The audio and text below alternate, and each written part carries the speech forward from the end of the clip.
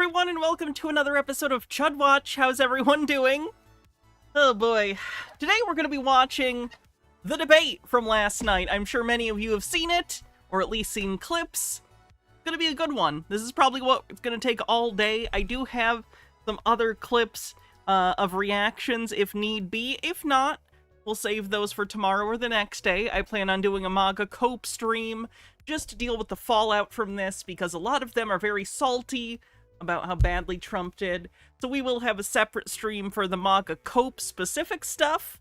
Today we're covering the debate itself, which will probably, like I said, take the entirety of today's stream. But if not, we do have some clips already pulled out for that, so should be good either way.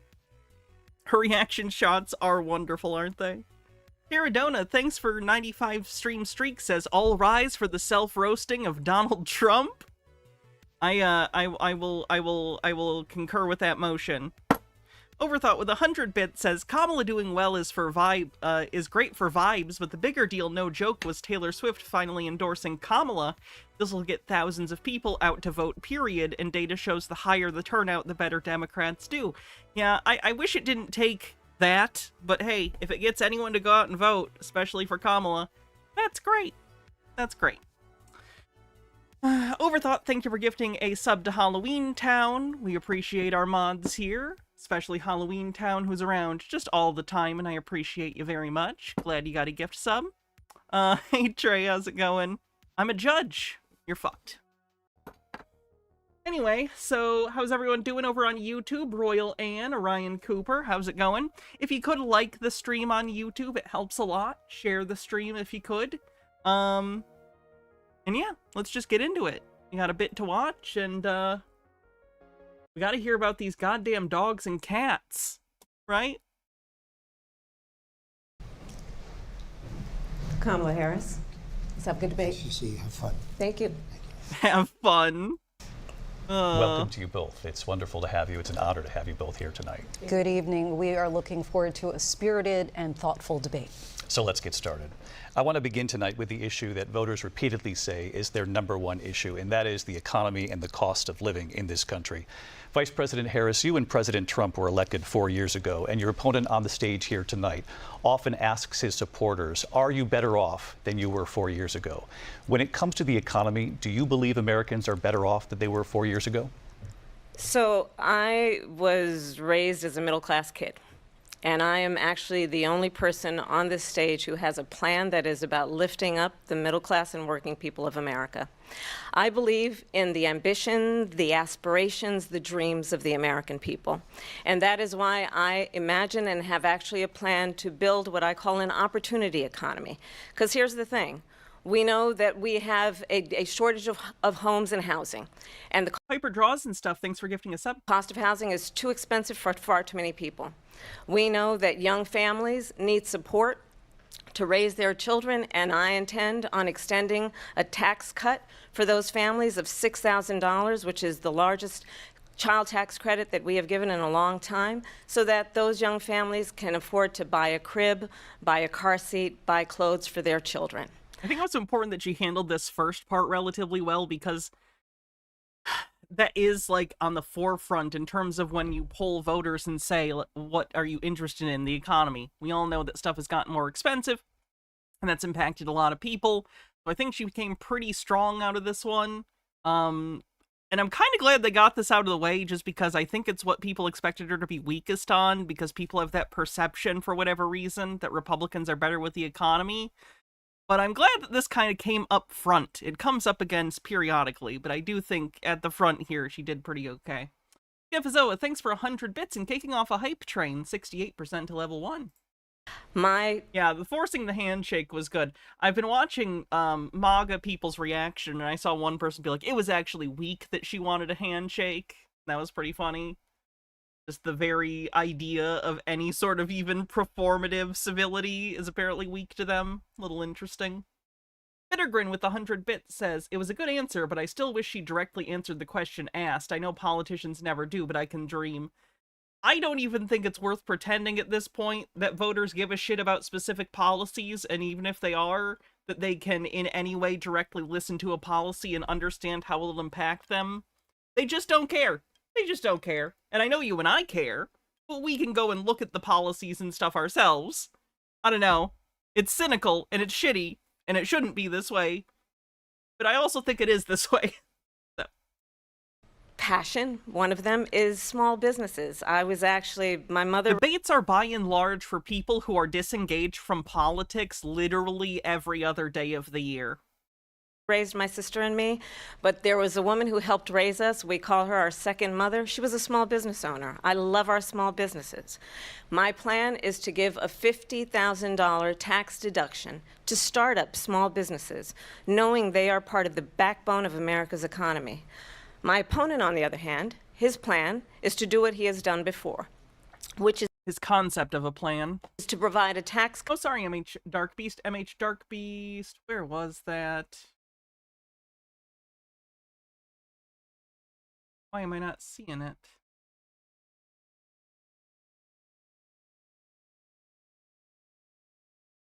I don't see it for some reason. Can you tell me what it is? Cut for billion... And I'll do it, but it's just not showing up on my thing, so I can't do it automatically, sorry. Billionaires and big corporations, which will result in $5 trillion to America's deficit. My opponent has a plan that I call the Trump's sales tax, which would be a 20% tax on everyday goods that you rely on to get through the month. Economists have said that Trump sales tax would actually result for middle-class families in about $4,000 more a year because of his policies and his ideas about what should be the backs of middle-class people paying for tax cuts for billionaires. President Trump, I'll give you 2 minutes. This is actually a pretty good look right now. Let me show you real quick.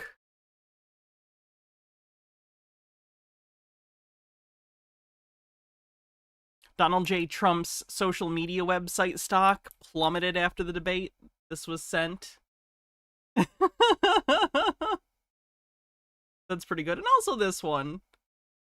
Let's see.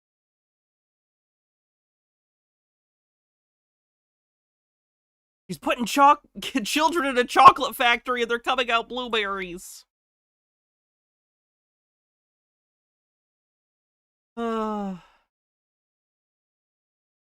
Wait, where'd it go? Sorry. First of all, I have no sales tax. That's an incorrect statement. She knows that. We're doing tariffs on other countries. Other countries are going to... Yeah, tariffs end up doing the thing where it increases the prices. I know he's been told this. Consonant Jaybird, thanks for 15 months. Much appreciated. And Consonant Jaybird, thanks for gifting 5 tier 1 subs. Thank you very much. Osbia, thanks for 100 bits. Fennikagami says, my favorite MAGA Cope comment was this. She spent the night condescending to Trump like she thought she was his mother.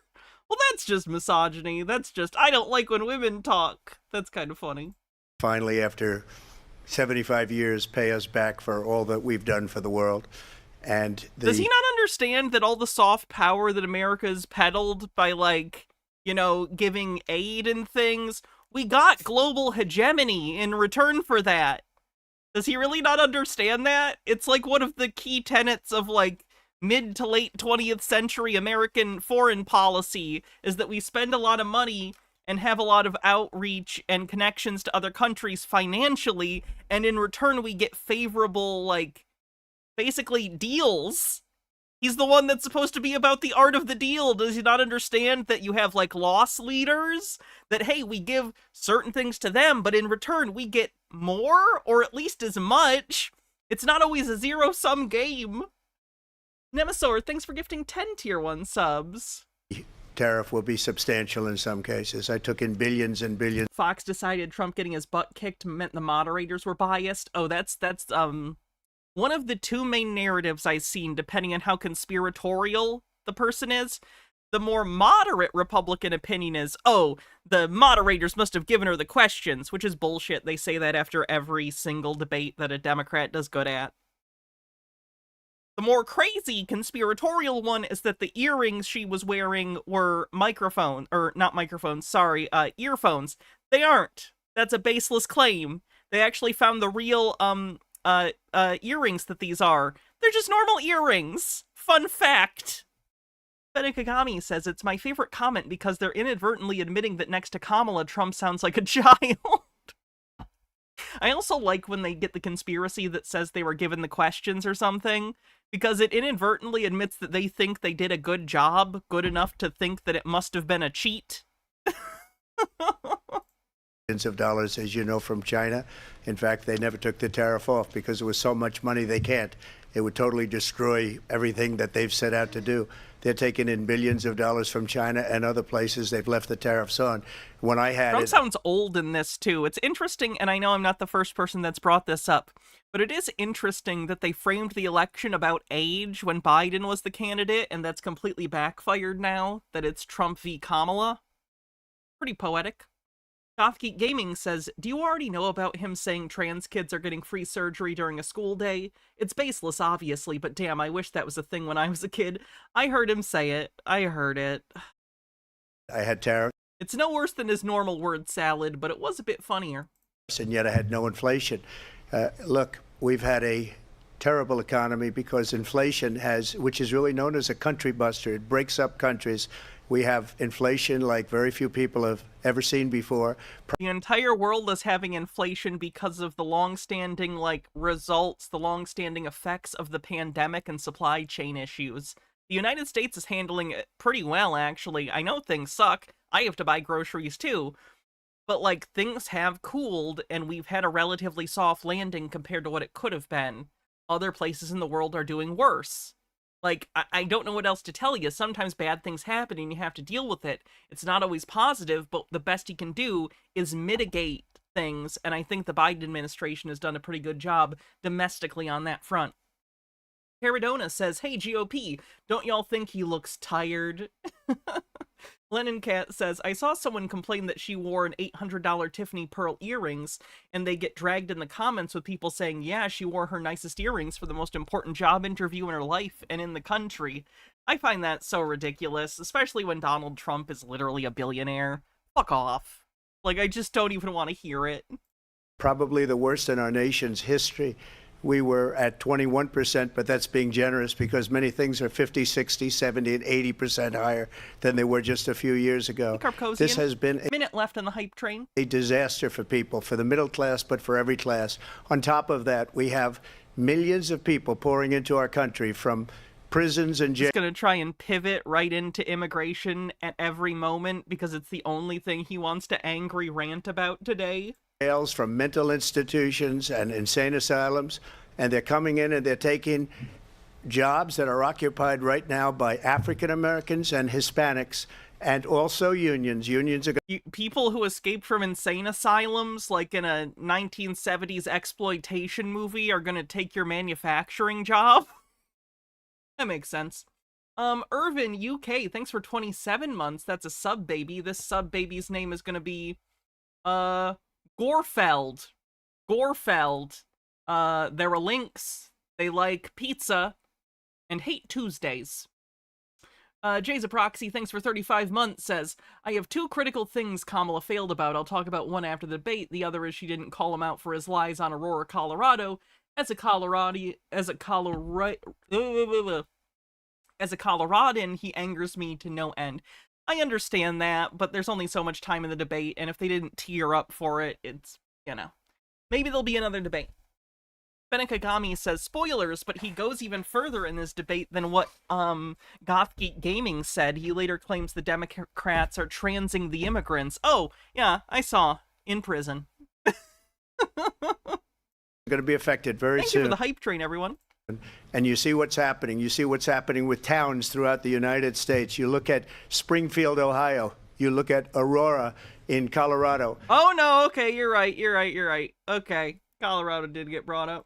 They are taking over the towns. They're taking over buildings. They're going in violently.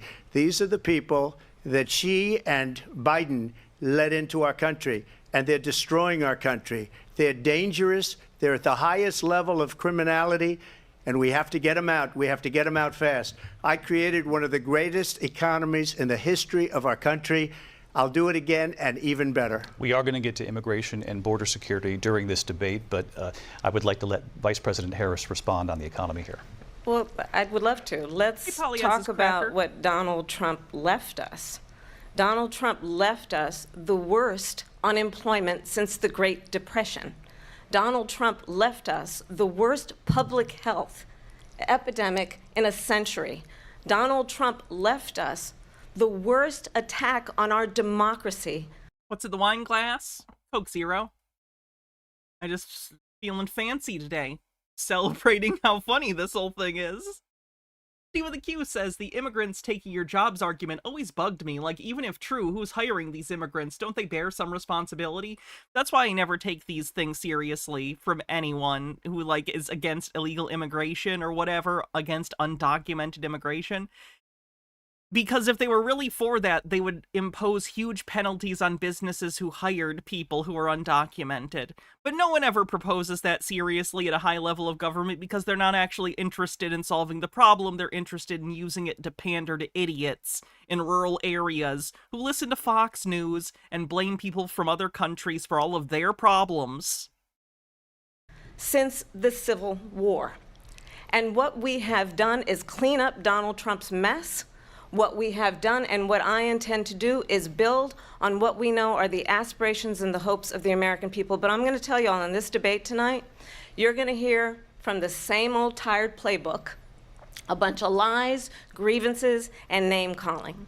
What you're going to hear tonight A good call. is a detailed and dangerous plan called Project 2025 that the former president intends on Shakes his implementing head yes. if he were elected again. I believe very strongly that the American people want a president who understands the importance of bringing us together, knowing we have so much more in common than what separates us, and I pledge to you to be a president for all Americans. President Trump will give you a minute here to respond. Number one, I have nothing to do, as you know, and as she knows better than anyone, I have nothing to do with Project 2025. That's out there. He's taking the bait. He takes the bait every time this debate. He just can't stop himself. And you can see her little smirk, too. I don't know if you saw when she noticed he was taking the bait. It's easy to lead around. Ray Freya with 100 bits says, classic way to rile up a narcissist, predict what they're gonna say. Oh yeah, that works really well. There. I haven't read it. I don't want to read it purposely. I'm not going to read it. He literally said prior in statements that, like, first of all, his running mate wrote the foreword for it. Secondly, people from his first administration were authors of it. It's the Heritage Foundation. They're all up in Republican politics on the federal and state level. So what is he talking about? Republican presidents often look to the Heritage Foundation for outside think tank idea stuff. That's like historically based. What are you talking about? And he also made statements a little while ago where he was like, when this first came out as a talking point, he was like, I hate it, it's disgusting, I've never heard of it, but good luck to the people behind it. If you said it's disgusting, then why are you now saying you haven't read it? Also, good luck to the people? Feels like he's just firing every direction to see what sticks. This was a group of people that got together. They came up with some ideas, I guess some good, some bad. Which ones are the good ones? They should ask, what are the good ones, Donald? Goth Geek Gaming says her face during this are priceless, by the way. Also, he thinks he nailed this. He has to. He's a narcissist. But it makes no difference. I have nothing to do. Everybody knows I'm an open book. Everybody knows what I'm going to do. Cut taxes very substantially and create a great economy like I did before. We had the greatest economy. We got hit with a pandemic. And the pandemic was not since 1917, where 100 million people died. Has there been anything like it? We did a... Man, it's almost like you botched it absolutely terribly. Trump didn't just take the bait, he swallowed the line and pulled the rod underwater. It's a good way of putting it. Phenomenal job with the pandemic. We handed them over a country where the economy and where the stock market was higher than it was before the pandemic came in. But wait, if we're basing this on the stock market is higher than it was when he left. So if we're just saying it's based on the stock market, which I hate when we just equate the economy with the stock market, but if he's doing that, then the stock market's higher today than it was when he left office. So if that's the bar, then she's doing great. And so is Biden. What are you talking about? Welpy, thanks for 4 months, says, but I've been lurking for like 2 years. Well, I appreciate it. Thank you very much for finally subscribing. It helps a lot. And anyone else who wants to help out the channel, if you have Amazon Prime and link it to your Twitch account, you can subscribe for free. And then Jeff Bezos just gives me money. So that's fun. Nobody's ever seen anything like it. We made ventilators for the entire world. We got gowns, we got masks, we did things that nobody thought possible. And people give me credit for rebuilding the military. They give me credit for a lot of things, but not enough credit for the great job we did with the pandemic. But the only jobs they got were... It looks like she wants to be like, what are you talking about? You told people to inject bleach. You said it was a hoax at first. What are you talking about? Jay's a Proxy says, this is my second critical point. She should have gone for the throat with Project 2025 and bring up Vance and all his other staff who wrote it. Again, I get it, but I think she did a good job. You can't hit every point in a debate. I understand that. But also, she doesn't want to interrupt him, necessarily. On rebuttal, she could have brought it up more, but... Clock Blocker says, if this was Biden, it would have been worse than the first debate. Oh, agreed. It was absolutely the right thing for Biden to drop out. Like, I disagree with the guy a lot. Also, holy fuck on some of the Israel stuff. Jesus Christ, dude, fuck off. But thanks for dropping out. Appreciate it. Were bounce back jobs. These were jobs bounce back, and it bounced back and it went to their benefit. But I was the one that created them. They know it, and so does everybody else. Vice President Harris, I'll let you respond. So, Donald Trump has no plan for you. And when you look at his economic plan, it's all about tax breaks for the richest people. I am offering what I describe as an opportunity economy, and the best economists in our country, if not the world, have reviewed our relative plans for the future of America. What Goldman Sachs has said is that Donald Trump's plan would make the economy worse, mine would strengthen the economy. What the Wharton School has said is Donald Trump's plan would actually explode the deficit. 16 Nobel laureates have described his economic plan as something that would increase inflation and by the middle of next year would invite a recession. You just have to look at where we are and where we stand on the issues. And I'd invite you to know that Donald Trump actually has no plan for you because he is more interested in defending himself than he is in looking out for you. That's just a soundbite. They gave her that to say. Look, That's just a sound bite they gave her that to say. What are you doing? He takes the bait. I went to the Wharton School of Finance, and many of those professors, the top professors, think my plan is a brilliant plan. It's a great plan. It's a plan that's going to bring up our worth, our value as a country. It's going to make people want to be able to go and work and create jobs and create a lot of good, solid money for our country. And just to finish off, she doesn't have a plan. She copied Biden's plan, and it's like 4 sentences, like run, spot, run. 4 sentences. So about at Trump's reading level, that's good. That was kind of them. Benekagami says, Trump, I'm gonna cut taxes. Also, I'm gonna impose tariffs, even though that's a tax, and somehow prices are going to go down. Also, somehow all of this will lower the deficit.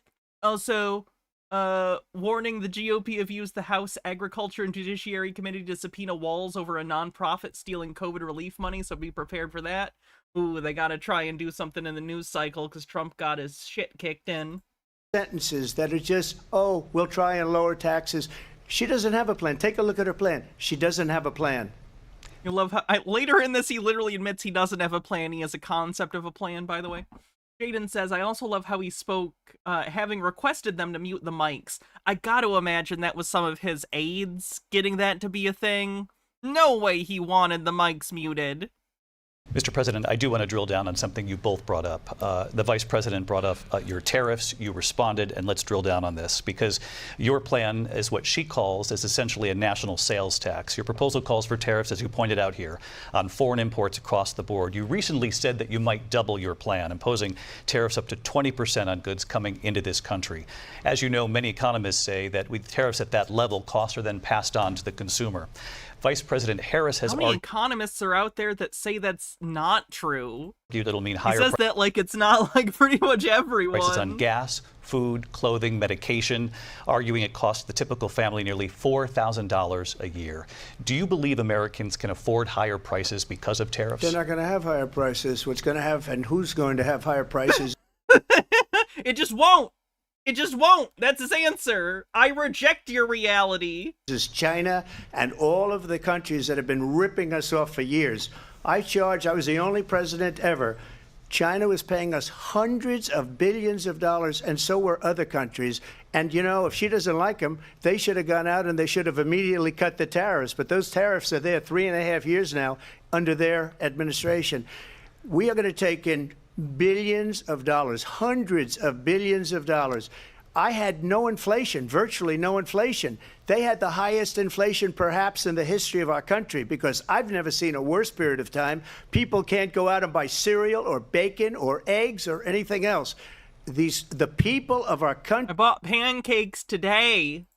are absolutely dying with what they've done. They've destroyed the economy. And all you have to do is look at a poll. The polls say 80 and 85 and even 90% that the Trump economy was great, that their economy was terrible. Vice President Harris, I do want to ask for your response, and you heard what the president said there, because the Biden Real quick, Moira Soma with 100 bits says, you're aware that the reason why he goes on and on about how other countries are sending their mental patients from their asylums is that he doesn't understand what seeking asylum really means, and half of America thinks he should have the nuclear codes. There's no hope for the world. I and others have speculated that. I've seen others speculate that. I hope that's not the reason. But yeah, certainly could be. Benikagami says Thomas Sowell and his accolades, they are the economists who think tariffs don't raise prices. Oh, genius. administration did keep a number of the Trump tariffs in place. So how do you respond? Well, let's be clear that the Trump administration resulted in a trade deficit, one of the highest we've ever seen in the history of America. He invited trade wars. You want to He talk raised about his eyebrows his on deal with China. What he ended up doing is, under Donald Trump's presidency, he ended up selling American chips to China to help them improve and modernize their military, basically sold us out, when a policy about China should be in making sure the United States of America wins the competition for the 21st century, which means focusing on the details of what that requires, focusing on relationships with our allies, focusing on investing in American-based technology so that we win the race on AI, on quantum computing, focusing on what we need to do to support America's workforce so that we don't. I think at this point she starts kind of kicking energy-wise, and she starts to especially emphasize the difference in age between the two. Like, she's, you know, engaged in the conversation. She's talking, like, talking points, obviously, but she's bringing an energy that Trump just doesn't have. He hasn't had in years. I think that's good. That's really good optics. Don't end up having on the short end of the Yeah, I saw the Taylor Swift endorsement. That's good. stick. I know in 2016, I think Taylor Swift was having voter registration at her concerts. I hope she's doing that again. I don't know if she already was doing that, but if she hadn't been, I hope she does now. In terms of workers' rights. But what Donald Trump did, let's talk about this, with COVID, is he actually thanked President Xi for what he did during COVID. Look at his tweet. "Thank you, President Xi!" exclamation point. When we know that she was responsible for lacking and not giving us transparency about the origins of COVID. President Trump, I'll let you respond. First of all, they bought their chips from Taiwan. We hardly make chips anymore because of She is doing that? That's good. philosophies like they. That's not true. A newer American chip plant opened relatively recently, I think. Especially since the pandemic, there have been huge amounts of investments into chip production in the United States, so we don't have as much of a reliance on Taiwan as we currently do. For those who don't know, Taiwan puts out, like, chips that are in, like, you know, your phones and, like, electronic devices you take for granted. They produce a huge amount of those chips. So especially due to the pandemic and from the supply chain issues that resulted from that, there became an incentive to invest in chip manufacturing in the United States in case future issues internationally with Taiwan happen, or if there are other supply chain issues to try and mitigate that. Yeah, it's a Biden policy. They have, and policies like they have. I don't say her because she has no policy. Everything that She's literally already talked about policy positions broadly, because that's what you do at a debate. She has her policy positions available if you want to. She literally talked about how they were reviewed by various economists, so you can also go find them. It's a debate. You bullet point things. You're giving a presentation. Did I see Musk offered to impregnate Taylor Swift? I did. He's disgusting. Ashley One Up says, just sometimes I wish life was more like a movie, because we know this debate would have concluded with Trump getting so frustrated he would have yelled something like, I don't give a shit about those filthy peasants, I just want money! Yeah, well, life isn't a movie. she believed 3 years ago and 4 years ago is out the window. She's going to my philosophy now. In fact, I was going to send her a MAGA hat. She's gone to my philosophy. But if she ever got elected, she'd change it. And it will be the end of our country. She's a Marxist. Everybody knows she's a Marxist. Her father's a Marxist professor in economics, and he taught her well. But when you look... She gives such good faces during this, like, yeah, you think? MH Dark Beast says, no, this is bigger than Taylor Swift, and then there's a link. It says this page doesn't exist. This post has been deleted, so I don't know what it was, but it didn't work. Look at what she's done to our country, and when you look at these millions and millions of people that are pouring into our country monthly. This is really great for meme templates, by the way. Would recommend. Where it's, I believe, 21 million people, not the 15 that people say, and I think it's a lot higher than the 21. That's bigger than New York State pouring in. And just look at what they're doing to our country. They're criminals. Many of these people coming in are criminals. And that's bad for our economy, too. You know, you mentioned before, we'll talk about immigration later. Well, bad immigration is the worst thing that can happen to our economy. They have, and she has, destroyed our country with policy that's insane. Almost policy that you'd say they have to hate our country. President Trump. They hate our country. Thank you. Lindsay? I want to turn to the issue of abortion. President Trump, you've often touted that you were able to kill Roe v. Wade. Usually people who hate the country run for president. That makes sense. Last year, you said that you were proud to be the most pro-life president in American history. Then last month, you said that your administration would be great for women and their reproductive rights. In your home state of Florida, you surprised many with regard to your 6-week abortion ban, because you initially had said that it was too short. And he's all over the place on the abortion thing. He's desperate to get votes on this, but he knows he can't piss off his evangelicals too much. But he also can't completely alienate women voters. He's already doing a good enough job of that, and the more he does, that's not good. So he's kind of taken a lot of different positions on this. You said, quote, I'm going to be voting that we need more than 6 weeks. But then the very next... How's my schadenfreude today? Oh, it's excellent. It's excellent. C class. Day, you reversed course and said you would vote to support the 6-week ban. Vice President Harris says that women shouldn't trust you on the issue of abortion because you've changed your position so many times. Therefore, why should they trust you? Well, the reason I'm doing that vote is because the plan is, as you know, the vote is, they have abortion in the 9th month. They even have, and you can look at the governor of West Virginia. Is he going to do it? He's going to say the thing. He's going to do it. Virginia, the previous governor of West Virginia, not the current governor, is doing an excellent job, but the governor before, he said the baby will be born and we will decide what to do with the baby. In other words, we'll execute the baby. No, that was in regard to children who are born with terrible, terrible, unresolvable birth defects in pain that will die anyway. So they're talking about compassionate euthanasia for, like, horribly, horribly in pain children. They are not talking about murdering random babies, you sick bitch. And that's why I did that, because that predominates, because they're radical. The Democrats. Trey says, Trump's voice.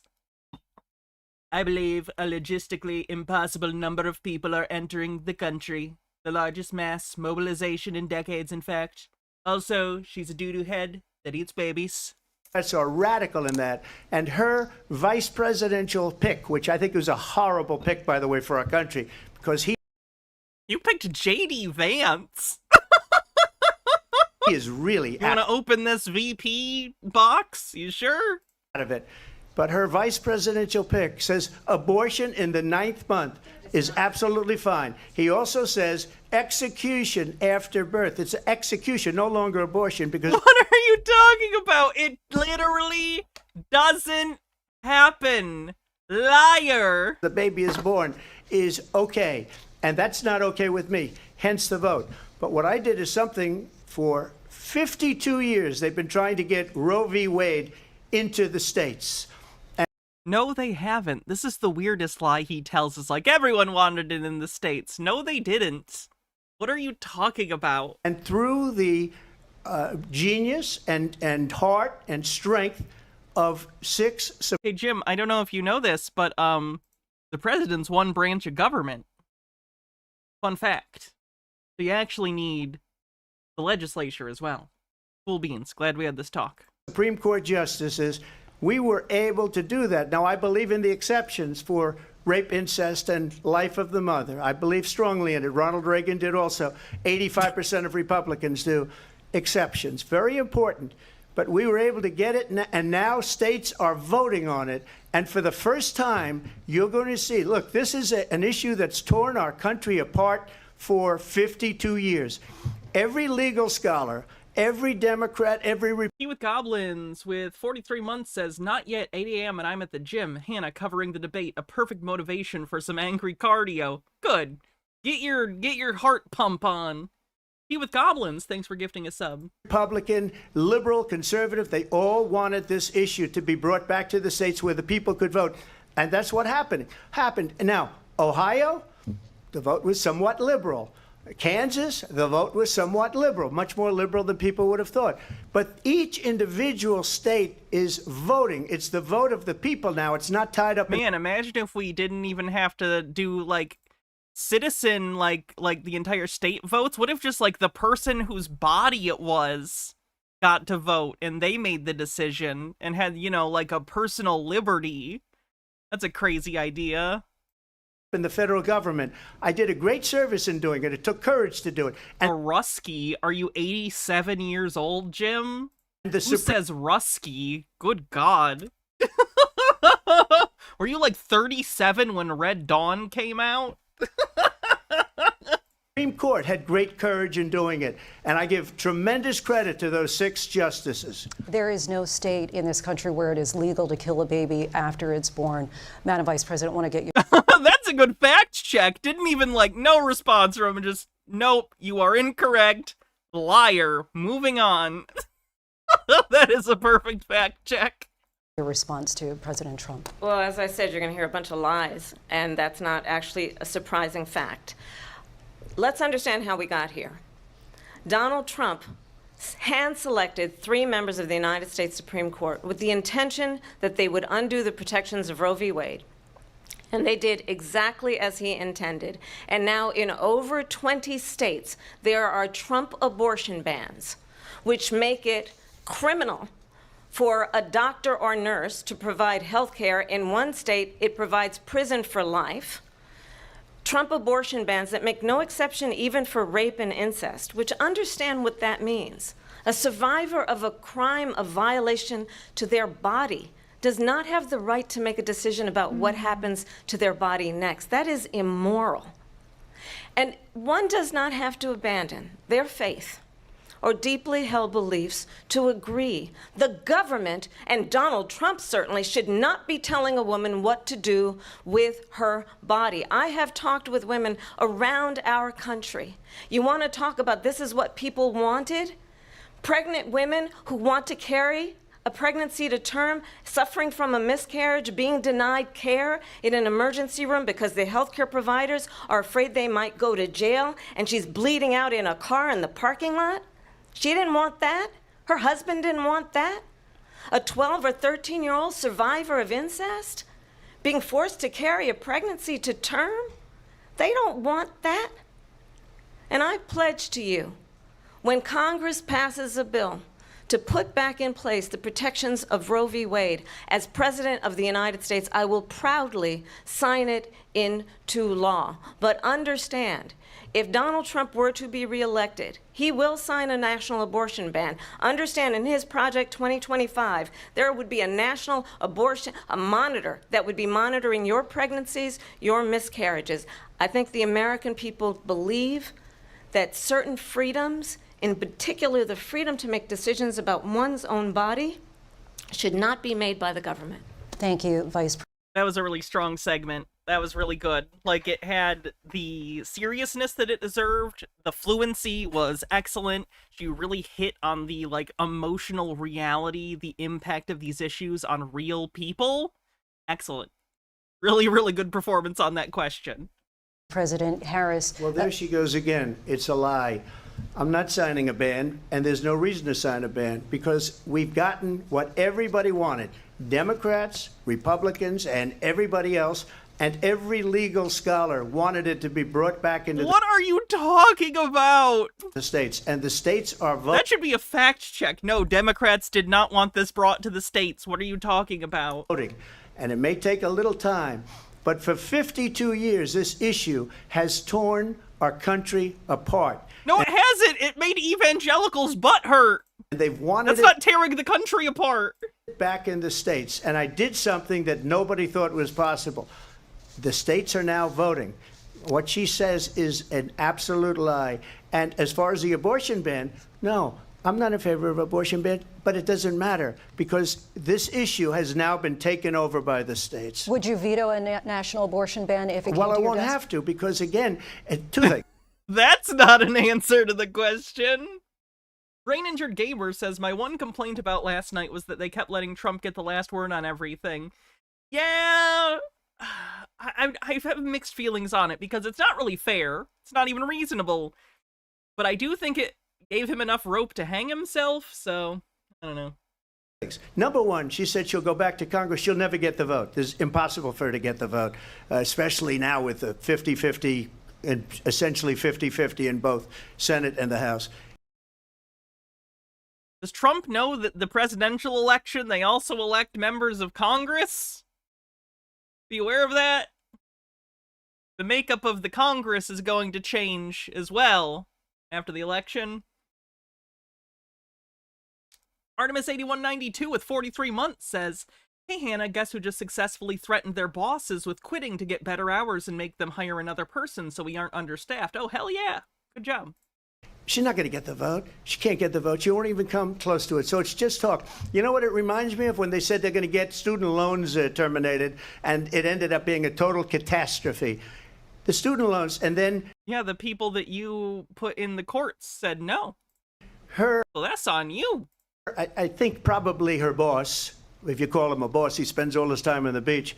But look, her boss went out and said, we'll do it again. We'll do it a different way. And he went out, got rejected again by the Supreme Court. So all these students got taunted with this whole thing about this whole idea.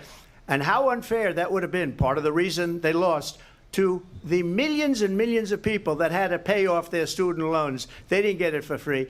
But they were saying it's the same. It doesn't matter. What a terrible way to go about your life. Oh, I had to go through something difficult, so everyone should. What a terrible view of the world. Holy hell. Same way that they talked about that they talk about abortion. But if I could just get a yes or no, because your running mate, J.D. Vance, has said that Gifazoa says, this was my main complaint with her. She didn't attack him about student loans. It's so funny to me that like different people have like, here's my one complaint. There's only so many things you can touch on. You know, everyone's going to have things they wish she would have touched on more or that she didn't get a chance to. I get it. I understand. you would veto it if it did come to your desk. Well, I didn't discuss it with J.D. In all fairness, J.D.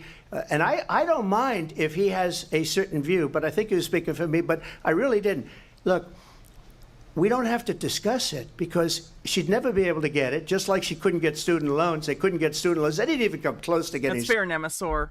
That's a fair complaint. Also, shoot, I haven't been checking for, like, commands. Have I had any waters? No, okay. Oh, there is a juggle. Demi Bird with a juggle command.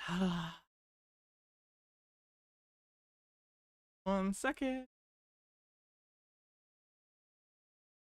All right, let's do this.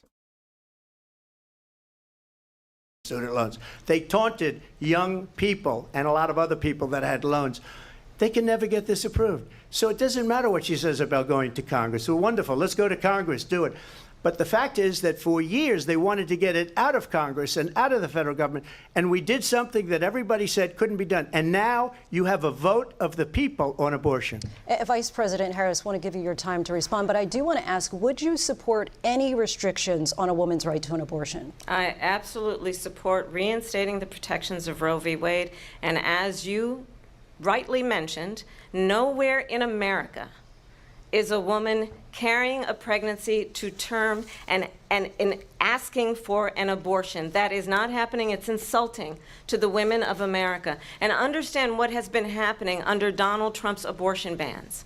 Couples who pray and dream of having a family are being denied IVF treatments. What is happening in our country? Working people, working women who are working 1 or 2 jobs, who can barely afford childcare as it is, have to travel to another state to get on a plane sitting next to strangers to go and get the health care she needs.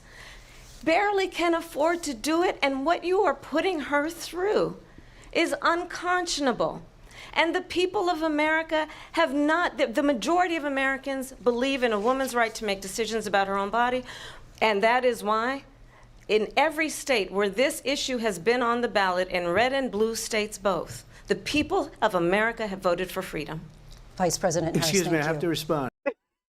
I have to. You have to let me, because reasons. Another lie. It's another lie. I have been a leader on IVF, which is fertilization. In what way? The IVF, I have been a leader. In fact, Have you given your running mate a call about that? Because he seems to disagree. when they got a very negative decision on IVF from the Alabama courts, I saw the people of Alabama and the legislature 2 days later voted it in. I've been a leader on it. They know that, and everybody else knows it. I have been a leader on fertilization, IVF. That's a complete pivot, by the way. That has nothing to do with abortion. That's a separate issue. And the other thing, you should ask, will she allow abortion in the 8th month, 9th month, 7th month? Come on. Okay, would you do that? Why don't you ask her that question? Why don't you answer That's the problem. question? Would you because veto? under Roe v. Wade, Answer the question, would you veto? you could do abortions in the 7th month, the 8th month, the 9th That's month, not true. and probably after birth. Just look at the governor, Probably after birth. former governor of Virginia. The governor of Virginia said we put the baby aside and then we determine what we want to do with the baby. President Trump, thank you. We're going to turn now to immigration and border security. We know it's an issue that's important to Republicans, Democrats, voters across the board in this country. Vice President Harris, you were tasked by President Biden with getting to the root causes of migration from Central America. We know that illegal border crossings reached a record high in the Biden administration. This past June, President Biden imposed tough new asylum restrictions. We know the numbers since then have dropped significantly. But my question to you tonight is, why did the administration wait until 6 months before the election to act? And would you have done anything differently from President Biden on this? So I'm the only person on this stage who has prosecuted transnational criminal organizations for the trafficking of guns, drugs, and human beings. And let me say that the United States Congress, including some of the most conservative members of the United States Senate, came up with a border security bill which I supported. And that bill would have put 1,500 more border agents on the border to help those folks who are working there right now overtime, trying to do their job. It would have allowed us to stem the flow of fentanyl coming into the United States. I know there are so many families watching tonight who have been personally affected by the surge of fentanyl in our country. That bill would have put more resources to allow us to prosecute transnational criminal organizations for trafficking in guns, drugs, and human beings. But you know what happened to that bill? Donald Trump got on the phone, called up some folks in Congress, and said, kill the bill. And you know why? Because he'd prefer to run on a problem instead of fixing a problem. And understand, this comes at a time where the people of our country actually need a leader who engages in solutions, who actually addresses the problems at hand. But what we have in the former president is someone who would prefer to run on a problem instead of fixing a problem. And I'll tell you something, he's going to talk about immigration a lot tonight, even when it's not the subject that is being raised. And I'm going to actually do something really unusual, and I'm going to invite you to attend one of Donald Trump's rallies, because it's a really interesting thing to watch. You will see during the course of his early, out of exhaustion and boredom. This is genuinely maybe one of the, like, best setups and payoffs in terms of a debate strategy ever. Oh no, did YouTube cut out? God damn it, YouTube. Why does it do this? YouTube keeps having issues. Ashley One Up says, how much would you bet that when Trump hears transnational criminal, he thinks it's criminals who are trans coming here to commit crimes? Probably. Anyway, the point I was trying to make was, this is the subject that he's gonna rant about, right? He likes to rant about immigration. She takes all the wind out of it because she sets him up by knocking his rallies, and you know how much he loves his rallies. They're like a security blanket for him. So when she does this, it completely takes him off of the discussion about immigration, so he has to defend his rally size. And I will tell you the one thing other people are saying YouTube's fine. Okay, good. Maybe it was just one person. you will not hear him talk about is you. You will not hear him talk about your needs, your dreams, and your desires. And I'll tell you, I believe you deserve... In this moment, even though she's talking about other things, do you think he's still thinking about the rallies? You bet he is. Benekagami says, Trump gets the last word on every issue, but apparently Kamala talked twice as much as Trump, and also it was 3v1, guys. It was a setup. So funny, because, yeah, Trump talked more. About, how many minutes more was it? 6 or 7? Not as much as I thought, but, yeah, he did talk slightly more. Serve a president who actually puts you first, and I pledge to you that I will. Vice President Harris, thank you. President Trump, on that point, I want to get your response. Well, I would like to respond. Let me just ask, though, why Here he goes! did you try to kill that bill, and successfully so? That would have put thousands of additional agents and officers on the border. First, let me respond as to the Please. rallies. She said,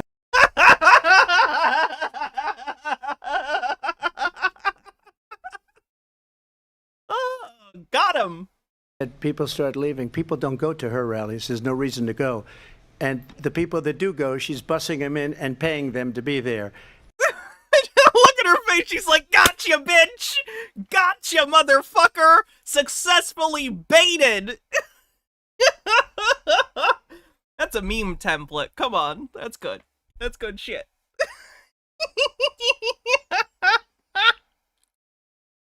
And then showing them in a different light. So she can't talk about that. People don't leave my rallies. We have the biggest rallies, the most incredible rallies in the history of politics. That's because people want to take their country back. Our country is being lost. We're a failing nation. And it happened 3.5 years ago.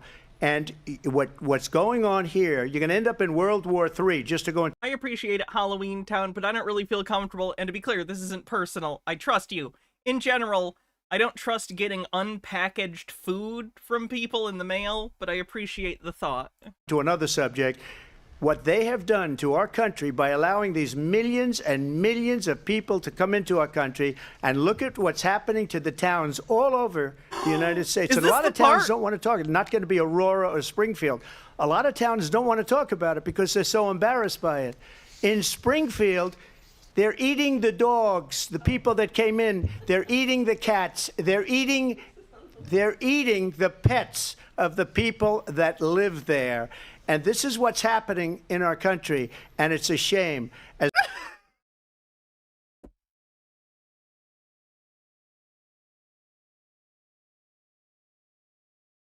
I don't even know what to do. What do you do with that, man? What do you do with that level of conspiracy theory on a presidential debate stage? Kind of ridiculous. Dillis filler with a link. Is this the... Yep. Fact check, Trump. People don't leave my rallies. True, they're carried out in body bags. Ooh, the onion. That's rough. As live there, and this is what's happening in the pets.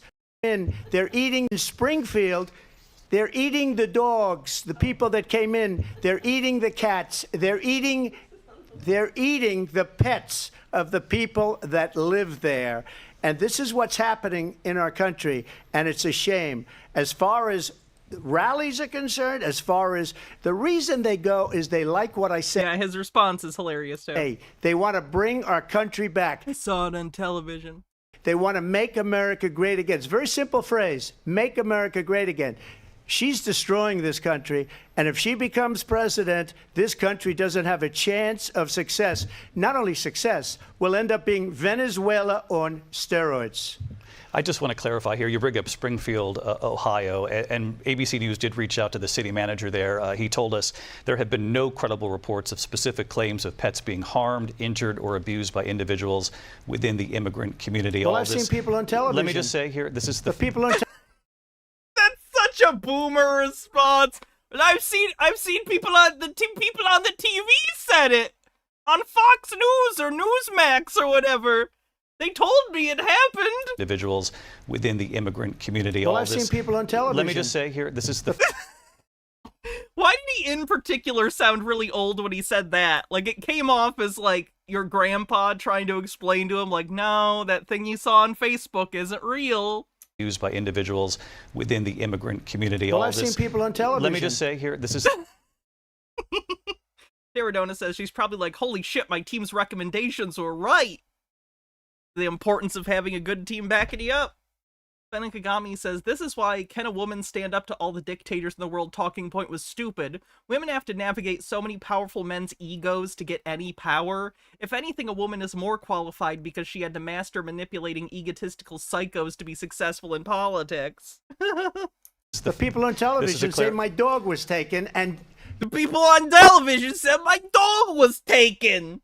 Oh, and they said it on the TV. Used for food. So maybe he said that, and maybe that's a good thing to say for a city manager. I'm not taking this from but television. The people on taking television it from the city saying manager. their dog was eaten by the people that went there. The dog! He ate the dog! The guy on the TV said it! Again, the Springfield city manager says there's no evidence of that. Vice President Harris, I'll let you respond to the rest of what you've heard.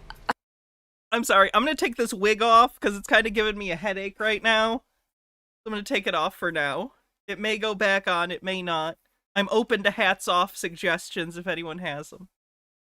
But that's giving me a headache. And on top of Trump, you know. You talk about extreme.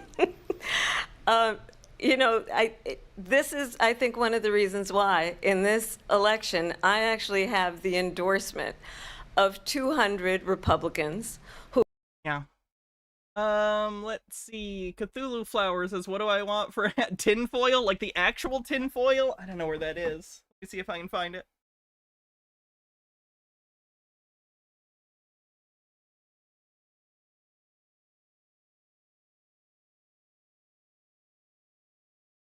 I found it!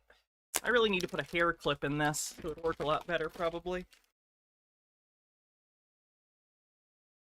All crinkled up. who have formerly worked with It'd probably help if I put headphones in, huh? Black's Law Dictionary request. Jay's a proxy. What do you want me to look up? Bush, Mitt Romney, and John McCain. Denial or cope? Okay. I will try denial first. Including the endorsement of former Vice President Dick Cheney and Congress member Liz Cheney.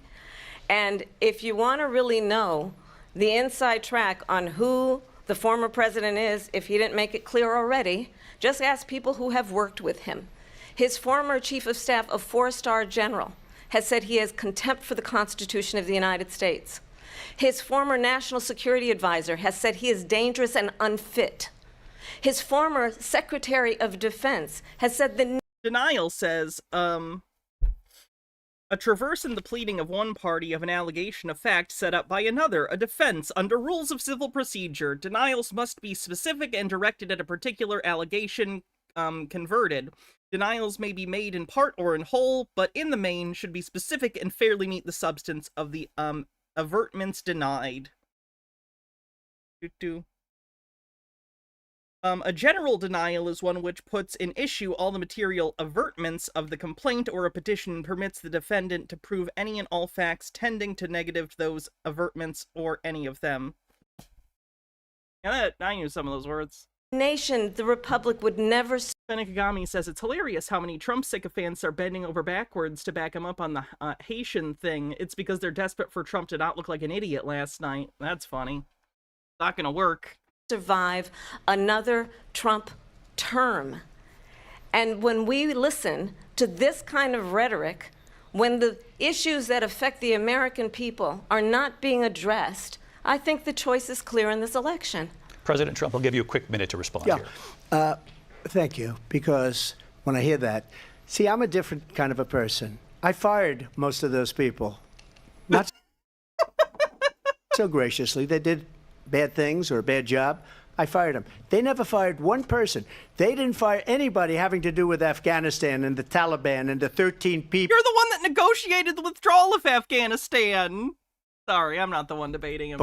Who's were just killed, viciously and violently killed, and I got to know the parents and the family. They didn't fire. They should have fired all those generals, all those top people, because that was one of the most incompetently handled situations anybody has ever seen.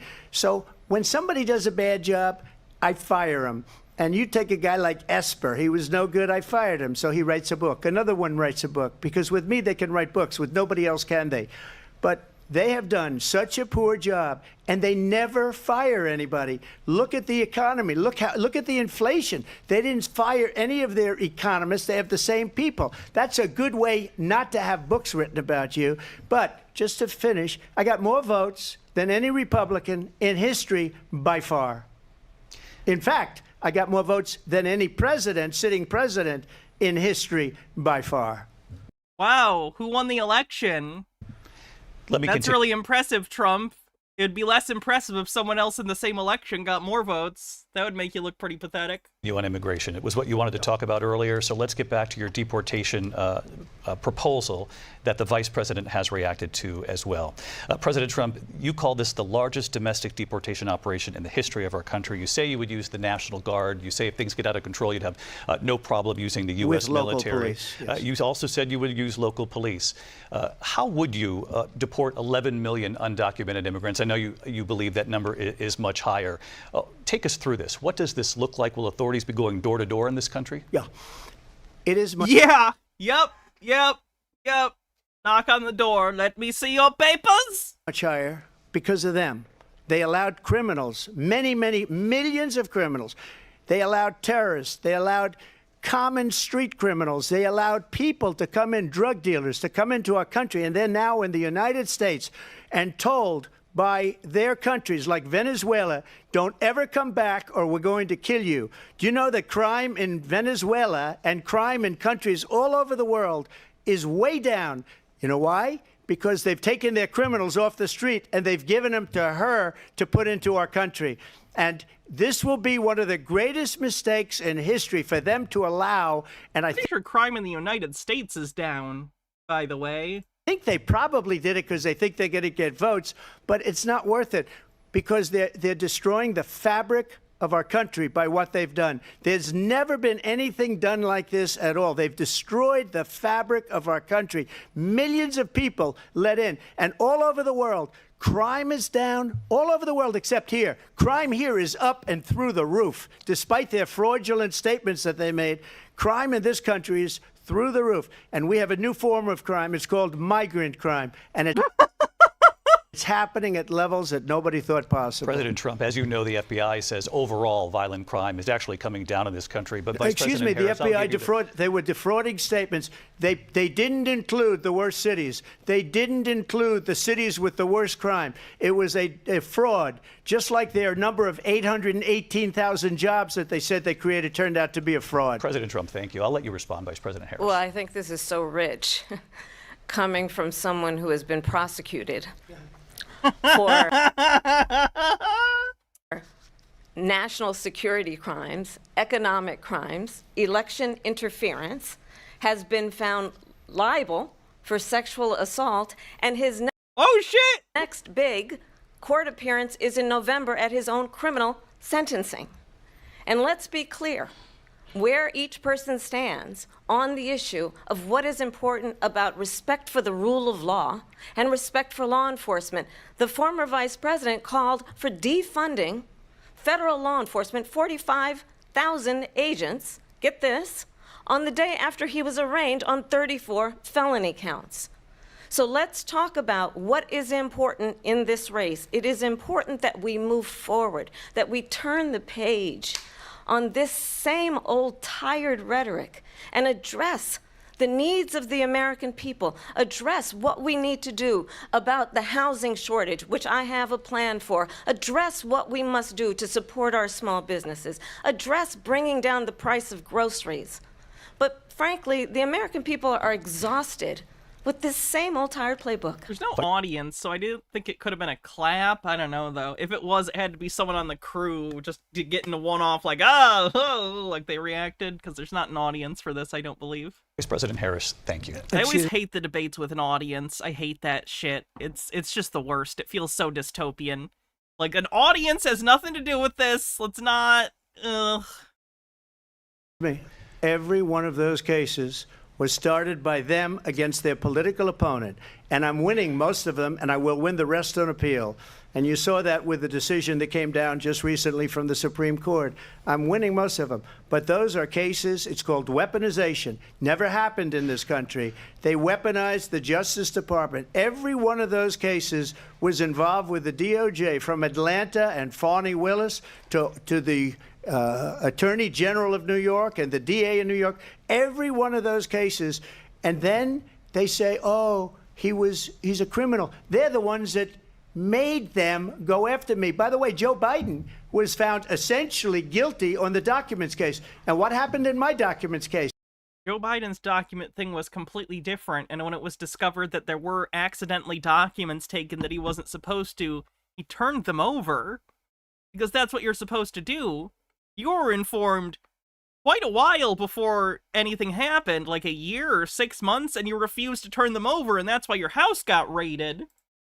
They said, oh, that's the toughest of them all. A complete and total victory. 2 months ago, it was thrown out. It's weaponization, and they used it, and it's never happened in this country. They used it to try and win an election. They're fake cases. President Trump, thank you. A really quick response here, Vice President Harris, on this notion of weaponization of the Justice Department. Well, let's talk about extreme and understand the context in which this election in 2024 is taking place. The United States Supreme Court recently ruled that the former president would essentially be immune from any misconduct if he were to enter the White House again. Understand, this is someone who has openly said he would terminate, I'm quoting, terminate the Constitution of the United States, that he would weaponize the Department of Justice against his political enemies. Someone who has openly expressed disdain for members of our military. Understand what it would mean if Donald Trump were back in the White House with no guardrails, because certainly we know now the court won't stop him. We know J.D. Vance is not going to stop him. It's up to the American people.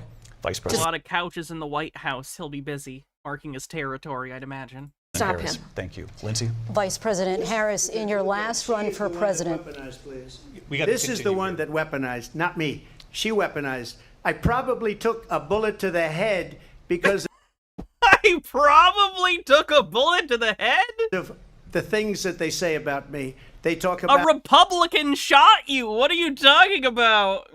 democracy. I'm a threat to democracy. They're the threat to democracy with a President fake Trump. Russia No, you. No, you. No, you. investigation We do have a lot to that get- went nowhere. We have a lot to get to. Lindsay? Vice President Harris, in your last run for president, you said you wanted to ban fracking. Now you don't. You wanted mandatory government buyback programs for assault weapons. Now your campaign says you don't.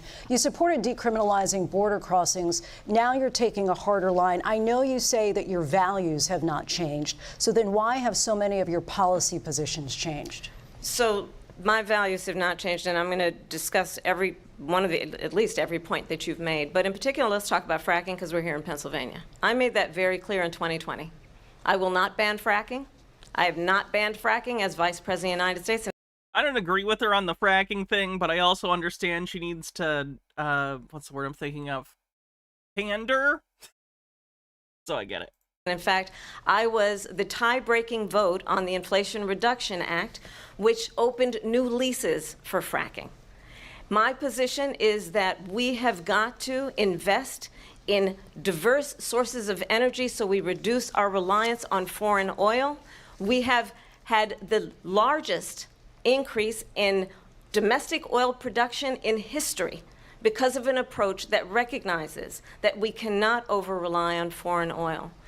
As it relates to my values, let me tell you, I grew up a middle-class kid raised by a hardworking mother who worked and saved and was able to buy our first home when I was a teenager. The values I bring to the importance of home ownership, knowing not everybody got handed $400 million on a silver platter and then filed bankruptcy 6 times, is a value that I bring to Overthought says, I detest when flip-flopping is brought up. Oh, you took in new information and edited your opinion accordingly instead of being hard-headed? How awful. Yeah, I think it's only an issue if someone is like one way one day and literally like the next week another way and then the next week back to the first one. Like if it's clear that it's not just a change in opinion, but like they're lying to different audiences, I don't know, that's a little different. But an actual policy change over time because of either voter perceptions of issues or because you get new information, I don't think that's unreasonable. That's part of politics. my work to say we are going to work with the private sector and home builders to increase 3 million homes, increase by 3 million homes by the end of my first term. My work that is related to having a friend when I was in high school who was sexually assaulted by her stepfather. And my focus then on protecting women and children from violent crime is based on a value that is deeply grounded in the importance of standing up for those who are most vulnerable. My work that is about protecting Social Security and Medicare is based on long-standing work that I have done, protecting seniors from scams. My values have not changed. And what is important is that there is a president who actually brings values and a perspective that is about lifting people up and not beating people down and name-calling. The true measure of the leader is the leader who actually understands the strength is not in beating people down, it's in lifting people up. I intend to be that president. President Trump, your Well, response? first of all, I wasn't given $400 million. I wish I was. My father was a Brooklyn builder, Brooklyn, Queens, and a great father, and I learned a lot from him. But I was given a fraction of that, a tiny fraction, and I built it into many, many billions of dollars, many, many billions. And when people see it, they are even surprised. So we What is that? When people see it, they are even surprised. That doesn't even mean anything. don't have to talk about that. Fracking, she's been against it for 12 years. Defund the police, she's been against that forever. She gave all that. She's been against, she literally was, she was a prosecutor. She absolutely hasn't. What are you talking about? Benegagami says, I don't know why they never answer as president. I'm supposed to be the vessel of the will of the American people. My policies will change as the people tell me what they want. Well, my values matter, so do the values of the American people. I feel like that's a real coin toss answer. Some people are going to take that and go, oh wow, that's really principled and I like that. And some people are going to go, what a non-answer. So I don't know. I get what you're saying and I don't disagree with like the general premise of that statement, but I feel like a lot of people would perceive it as vacuous, even though I think it's a fair answer and maybe even the right answer. But unfortunately, debates are about optics. That stuff up very wrongly, very horribly, and everybody's laughing at it, okay? They're all laughing at it. She gave up at least 12 and probably 14 or 15 different policies. Like, she was big on defund the police. In Minnesota, she went out, wait a minute, I'm talking now. Benegami says, I don't know why they never oh, sorry, I just read that. My bad. If you don't mind, please. Does that sound familiar? She went out in Minnesota and wanted to let criminals that killed people, that burned down Minneapolis, she went... R.I.P. Minneapolis. Remember when we had a city called Minneapolis and then we don't anymore? it's like Atlantis. It's just lost to time. Out and raise money to get him out of jail. She did things that nobody would ever think of. Now she wants to do transgender operations on illegal aliens that are in prison. This That's another soundbite for the ages right there. That's a good one. wants to do transgender operations on illegal aliens that are in prison. Okay, if that's the case, I need to go to Mexico, renounce my citizenship, sneak over the border, and then get arrested. Cool. What am I drinking? Just Coke Zero. Just Coke Zero. It's just in a fancy glass. This is a radical left liberal that would do this. She wants to A radical left liberal. That's not... Those aren't the same thing. Those aren't the same thing at all. confiscate your guns, and she will never allow fracking in Pennsylvania. If she won the election, fracking in Pennsylvania will end on day one. Just to finish, one thing so important in my opinion. So I got the oil business going like nobody has ever done before. When they took over, they got rid of it, started getting rid of it, and the prices were going up the roof. They immediately let these guys go to where they were. I would have been 5 times, 4 times, 5 times higher, because you're talking about 3.5 years ago. They got it up to where I was because they had no choice, because the prices of energy were quadrupling and doubling. You saw what happened to gasoline. So they said, let's go back to Trump. But if she won the election, the day after that election, they'll go back to destroying our country, and oil will be dead, fossil fuel will be dead, we'll go back to windmills, and we'll go back to solar, where they need a whole desert to get some energy to come out. You ever see We have deserts, by the way. You're not at a shortage of deserts. I like that he says that like it's not an admirable goal to move away from fossil fuels where applicable and towards renewable energies as much as we can. Like, that's a goal. That's a good thing. I don't even understand. Even if you're a crackpot that doesn't understand global warming or climate change, shouldn't you recognize geopolitically how advantageous it would be to be, like, energy independent through renewables? Like, what are you doing? It doesn't even make sense. Green guy with a $10 tip says, Hannah, what the fuck is going on? I don't know, a meltdown of a very old, deranged man? a solar plant? By the way, I'm a big fan of solar, but they take 400, 500 acres of desert President soil. Trump, we have a lot of So, areas that we're not currently doing anything with, that can't be reasonably developed for humans to live on, being utilized to generate energy. That sounds good. That sounds like a good thing? What is this issue? I don't understand. They're not good issues things that for we the have to get environment, to. as We're she out of time. understands. Thank you. Lindsay, thank you. We have an election in just 56 days. And I want to talk about the peaceful transfer of power, which, of course, we all know is a cornerstone of our democracy, and the role of... Do we all know that? I feel like there's someone in the room who very specifically fails to know that. President in a moment of crisis. Mr. President, on January 6th, you told your supporters to march to the Capitol. You said you would be right there with them. The country and the world saw what played out at the Capitol that day, the officers coming under attack. Aides in the West Wing say you watched it unfold on television off the Oval Office. You did send out tweets, but it was more than 2 hours before you sent out that video message telling your supporters to go home. Is there anything you regret about what you did on that day? You just said a thing that isn't covered. Peacefully and patriotically, I said during my speech, not later on. Peacefully and patriotically. And nobody on the other side was killed. Ashley Babbitt was shot by an out-of-control police officer that should have never, ever shot her. She was shot because she was crawling through a broken window towards members of Congress as the Secret Service or the Capitol Police, I don't remember which, were like, hey, stop coming in here. Are you kidding me? It's a disgrace. Also, police officers did die as a result of injuries suffered on January 6th, so he's just lying. But we didn't do this group of people that have been treated so badly. I ask, what about all the people that are pouring into our country and killing people that she allowed to pour in? She was the border czar, remember that. She wasn't. That's a lie. the border czar. She was tasked with reasons of undocumented immigration, not the border. but actual, like, why do people come to the United States? Why are they seeking asylum, unemployment, lack of opportunity, being treated poorly in their home countries, stuff like that. It wasn't about the border. Jesus Christ. She doesn't want to be called the border czar because Phoenix Leftist, thanks for gifting a sub. she's embarrassed by the border. In fact, she said at the beginning, "Oh, I'm surprised you're not talking about the border yet." That's because she knows what a bad job they've done.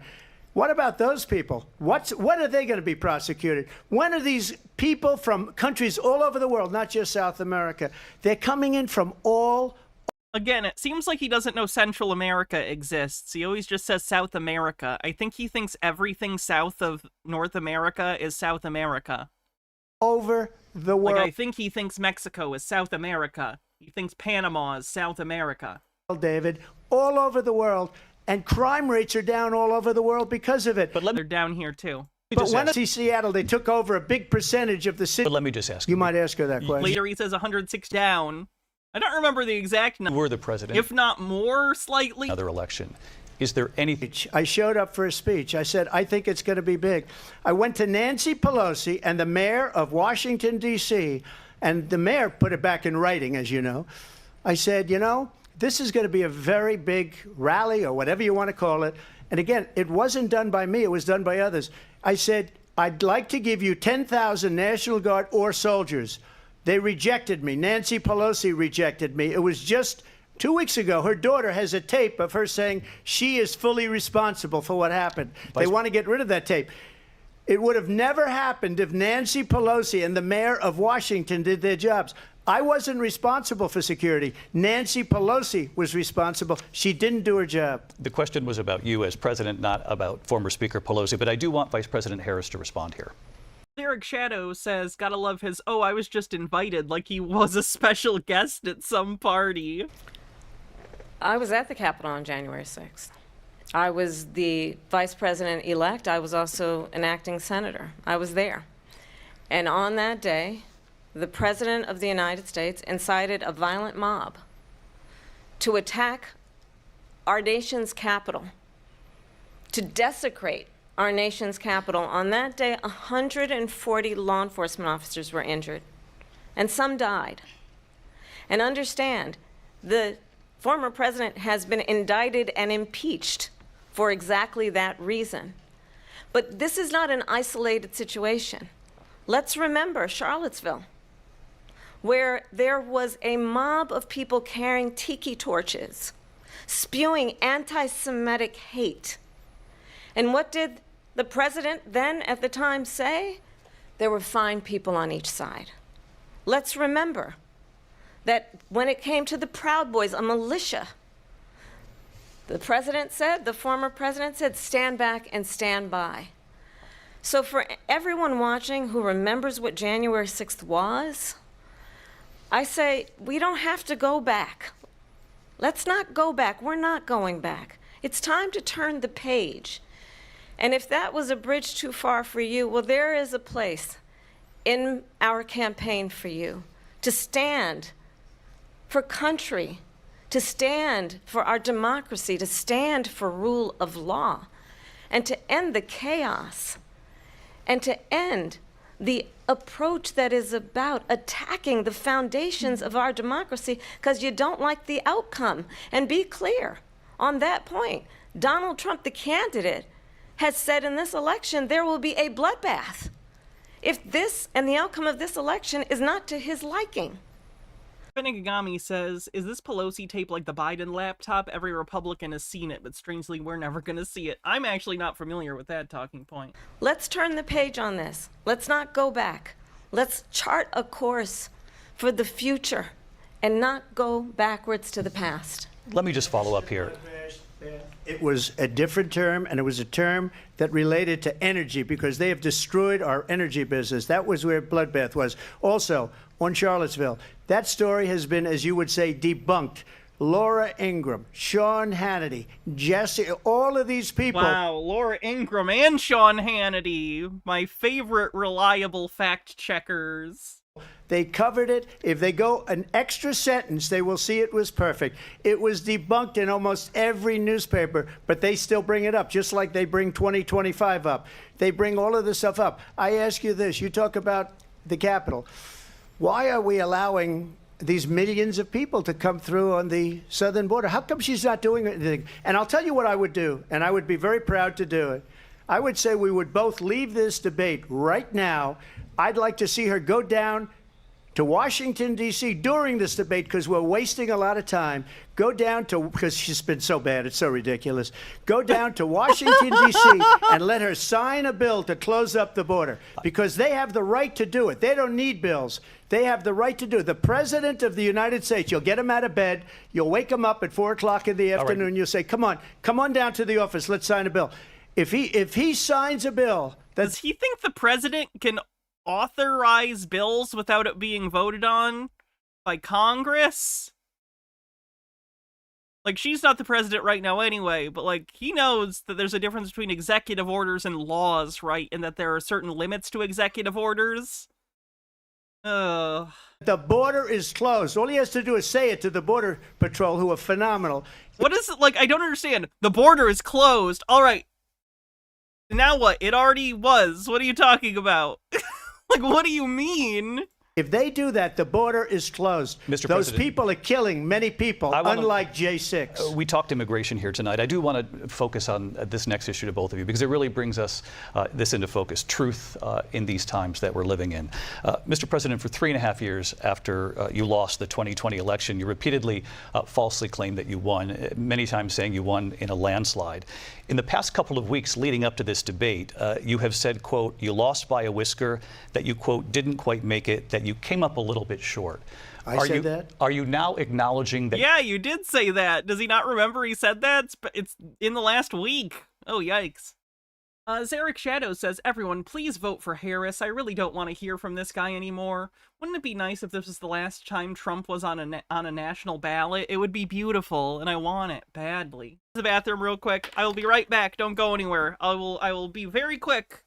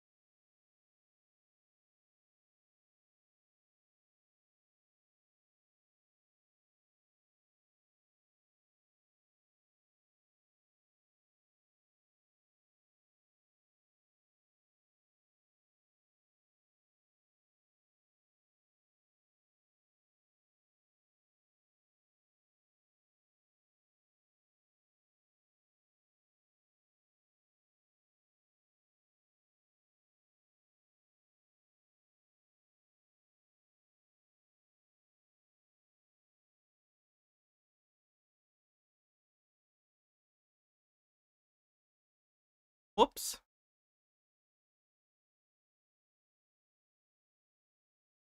There we go. You lost in Amber Pretzels just says vote. 2020. No, I don't acknowledge that at all. But I you said did that say sarcastically. that. You know that. It was said, oh, we lost by a whisker. That was said sarcastically. Look, there's so much proof. I've seen that video. It did not sound sarcastic at all. Like, that's not how sarcasm works.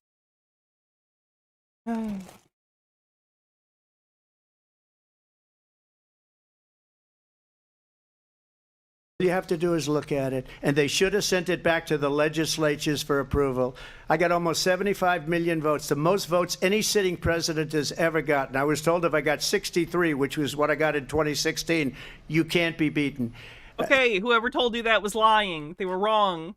The election, people should never be thinking about an election as fraudulent. We need two things. We need walls, and we have to have it. We have to have borders, and we have to have good elections. Our elections are bad, and a lot of these— They're bad because he didn't win last time, and that's how he knows they're bad. illegal immigrants coming in, they're trying to get them to vote. They can't even speak English. They don't even know what country they're in practically. And these people are trying to get them to vote. And that's why they're allowing them to come into our country. I did watch all of these pieces of video.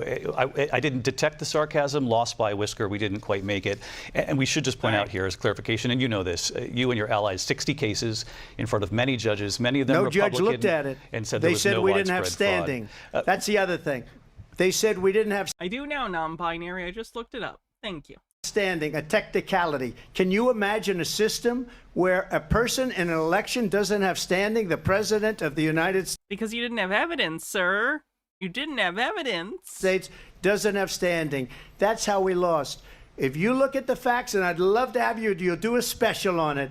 I'll show you Georgia, and I'll show you Wisconsin, and I'll show you Pennsylvania, and I'll show you. We have so many facts and statistics, but you know what? So that doesn't many. matter, because we have to solve the I problem won't cite any here, but we have them. that we have right now. That's old news. And the problem that we have right now is we have a nation in decline, and they have put it into decline. We have a nation that is dying, David. Mr. President, thank you. Vice President Harris, you heard the president there tonight. He said he didn't say that he lost by whisker. So he still believes he did not lose the election. That was Hats won off. Fennec Agami. What do you want me to wear for the hats off? by President Biden and yourself. But I do want to ask you about something that's come up in the last couple of days. This was a post from President Trump about this upcoming election just weeks away. He Altered Undying with a link says, vote, vote, vote, and it's Elvira with an American flag, which is based. said, when I win, Wolf ears? Okay. those people who cheated, and then he lists donors, voters, election officials, he says will be prosecuted to the fullest extent of the law, which will include long-term prison sentences. One of your campaign's top lawyers responded saying, we won't let Donald Trump intimidate us. We won't let him suppress the vote. Is that what you believe he's trying to do here? Donald Trump was fired by 81 million people. Burn. So let's be clear about that. And clearly he is having a very difficult time processing that. But we cannot afford to have a president of the United States who attempts, as he did in the past, to upend the will of the voters in a free and fair election. And I'm going to tell you that I Where the heck did I put my wolf ears? have traveled the world as Vice President of the United States, and world leaders are laughing at Donald Trump. I have talked with military leaders, some of whom worked with you, and they say you're a disgrace. And when you then talk in this way in a presidential debate and deny what over and over again are court cases you have lost because you did in fact lose that election, it leads one to believe that perhaps we do not have in the candidate to my right the temperament or the ability to not be confused about fact. That's deeply troubling, and the American people— A good way to frame it, honestly.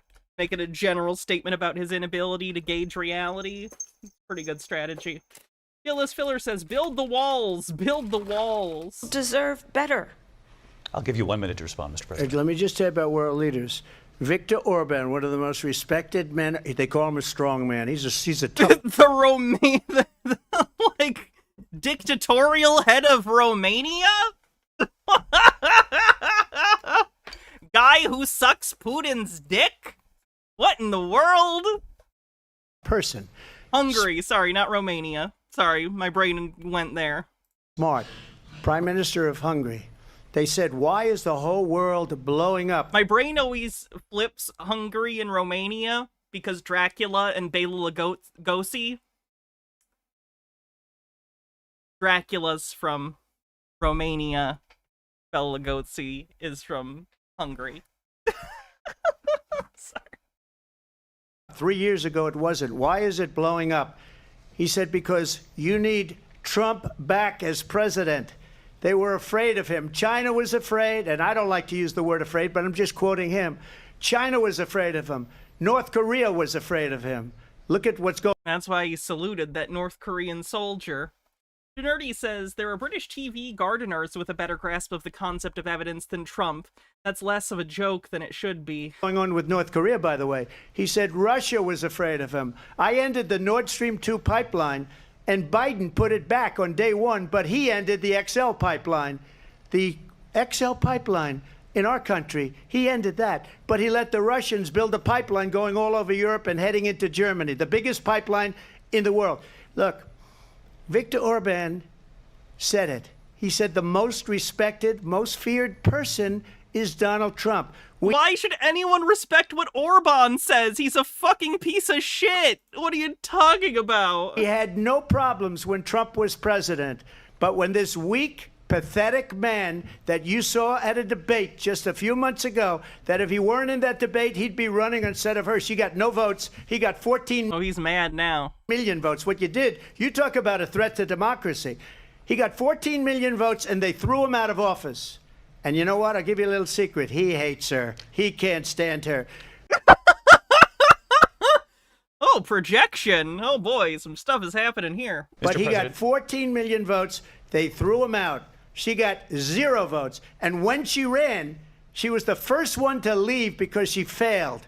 And now she's running. I don't understand it, but Mr. I'm okay President, with it Mr. because President, your time is I think up. we're Thank going to you. do very well. We've got a lot more to get to. Turning now Yes. to the Israel-Hamas war and the hostages who are still being held, Americans among them. Vice President Harris, in December, you said, quote, Israel has a right to defend itself, but you added, quote, it matters how, saying international humanitarian law must be respected. Israel must do more to protect innocent civilians. You said that 9 months ago. Now an estimated 40,000 Palestinians are dead. Nearly 100 hostages remain. Just last week, Prime Minister Benjamin Netanyahu said there's not a deal in the making. President Biden has not been able to break through the stalemate. How would you do it? Well, let's understand how we got here. On October 7, Hamas, a terrorist organization, slaughtered 1,200 Israelis. Many of them young people who were simply attending a concert. Women were horribly raped. And so absolutely, I said then, I say now, Israel has a right to defend itself. We would. And how it does so matters. Because it is also true, far too many innocent Palestinians have been killed. Children, mothers. What we know is that this war must end. It must end immediately, and the way it will end is we need a ceasefire deal and we need the hostages out. And so we will continue to work around the clock on that. Work around the clock, also understanding that we must chart a course for a two-state solution. And in that solution, there must be security for the Israeli people and Israel, and in equal measure for the Palestinians. But the one thing I will assure you always, I will always give Israel the ability to defend itself, in particular as it relates to Iran and any threat that Iran and its proxies pose to Israel. But we must have a two-state solution where we can rebuild Gaza, where the Palestinians have security, self-determination, and the dignity they so rightly deserve. President Trump, how would you negotiate with Netanyahu and also Hamas in order to get the hostages out and prevent the killing of more innocent civilians in Gaza? If I were president, it would have never started. If I were president, Russia would have never, ever, I know Putin very well, he would have never, and there was no threat of it either, by the way, for 4 years, have gone into Ukraine. This is just the worst fucking answer you can give to a question like this. How would you solve this issue? The issue wouldn't have even happened if I was in charge. Okay, well, that wasn't the question, and you can't say that. Like, that's not a thing you can just say like it's true. And killed millions of people when you add it up. Far worse than people understand what's going on over there. But when she mentions about Israel, all of a sudden, she hates Israel. She wouldn't even meet with Netanyahu when he went to Congress to make And Netanyahu's a big piece of shit.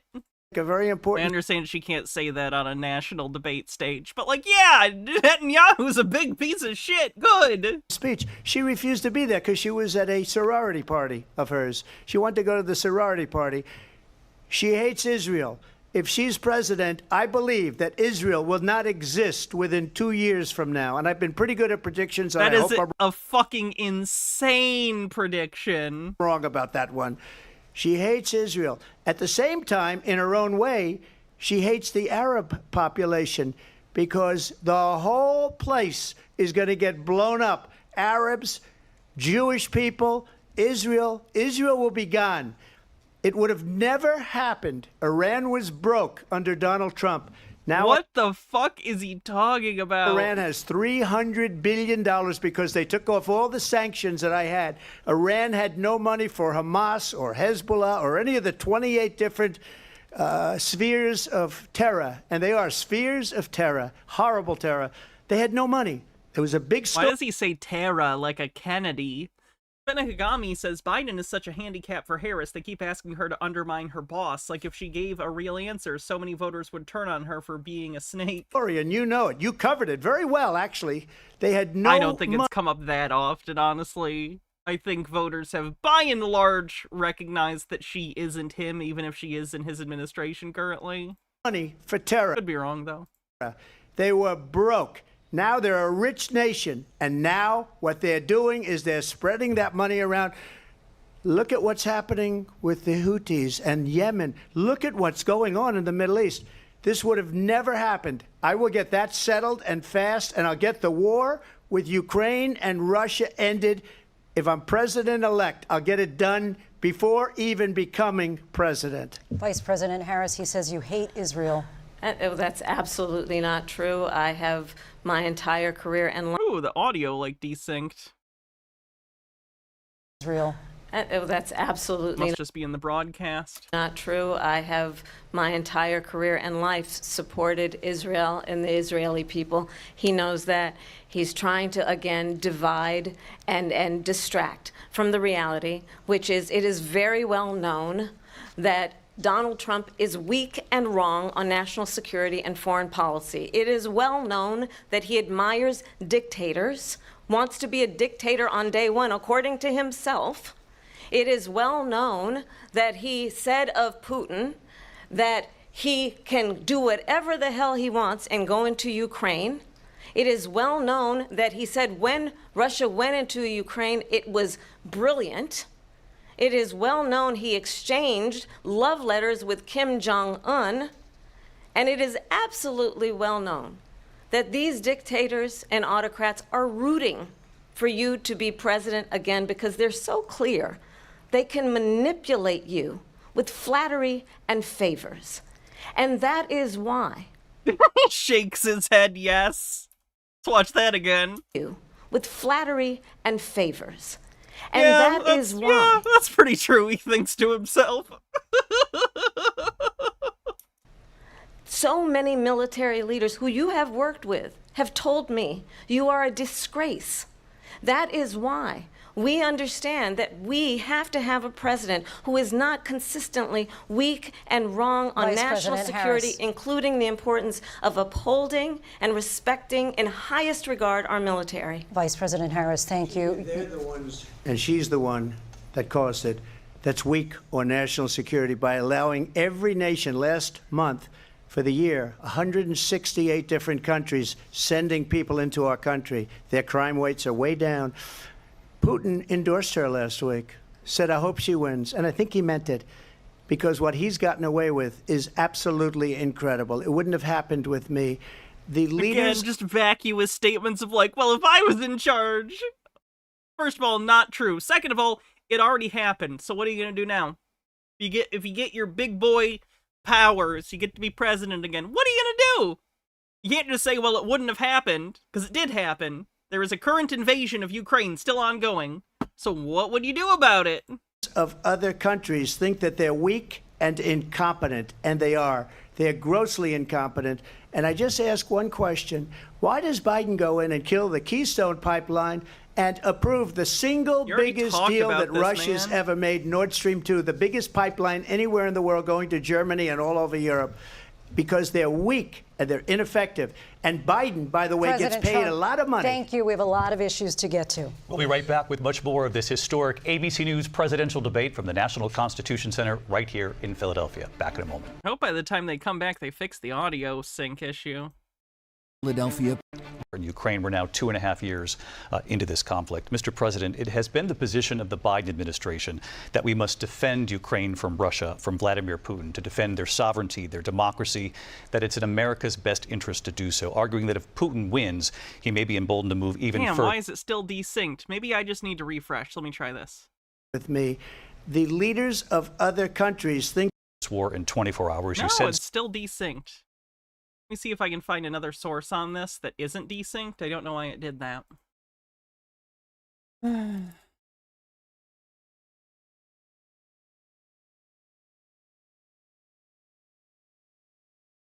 Biden withdrew.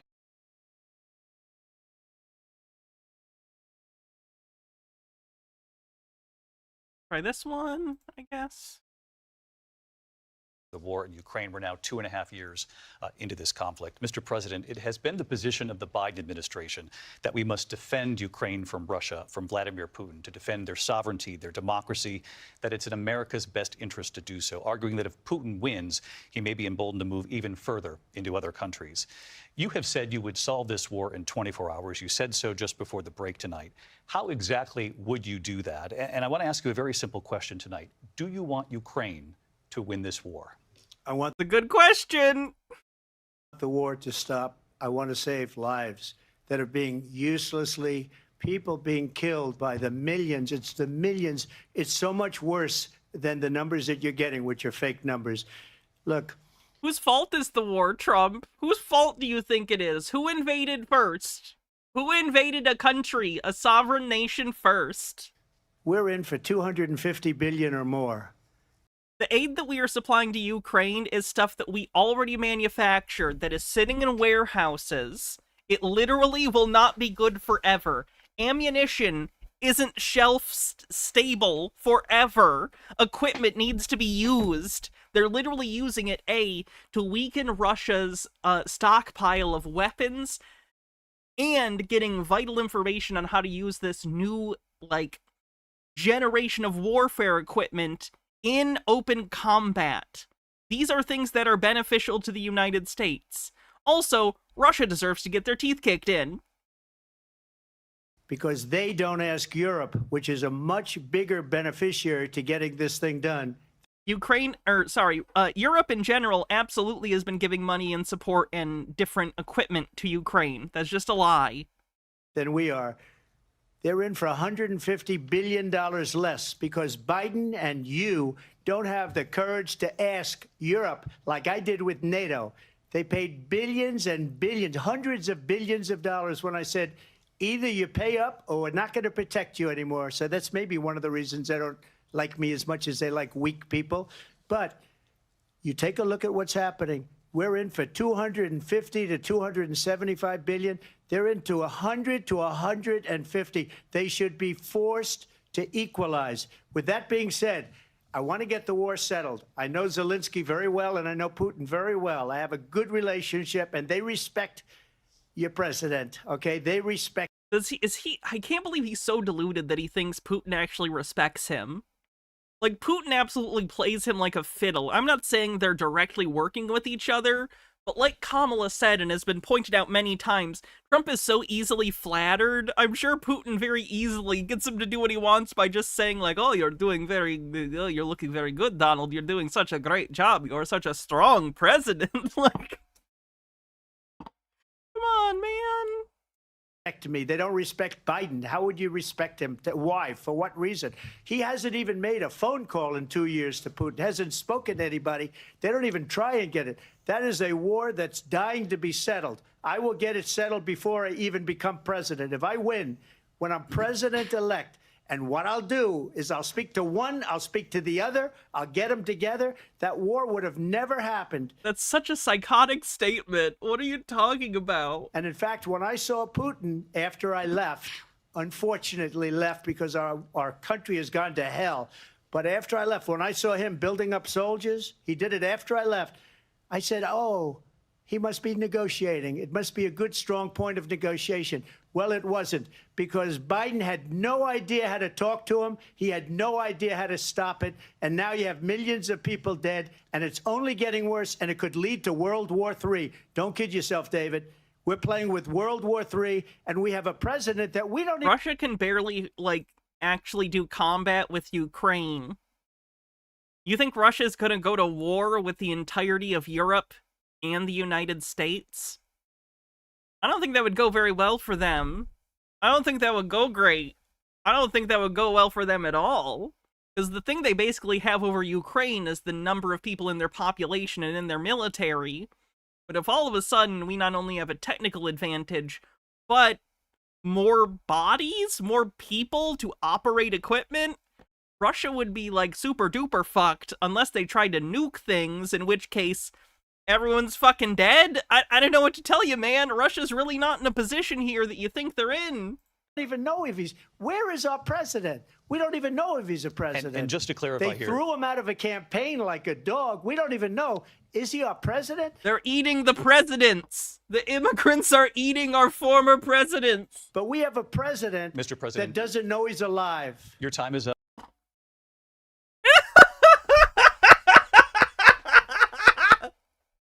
Sorry, I missed that one, I think. Is he our president?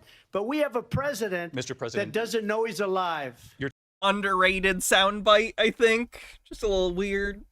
Benekagami says, I wish we would stop fear-mongering about war with Russia. Outside of nuclear options, Ukraine proves Russia's a joke.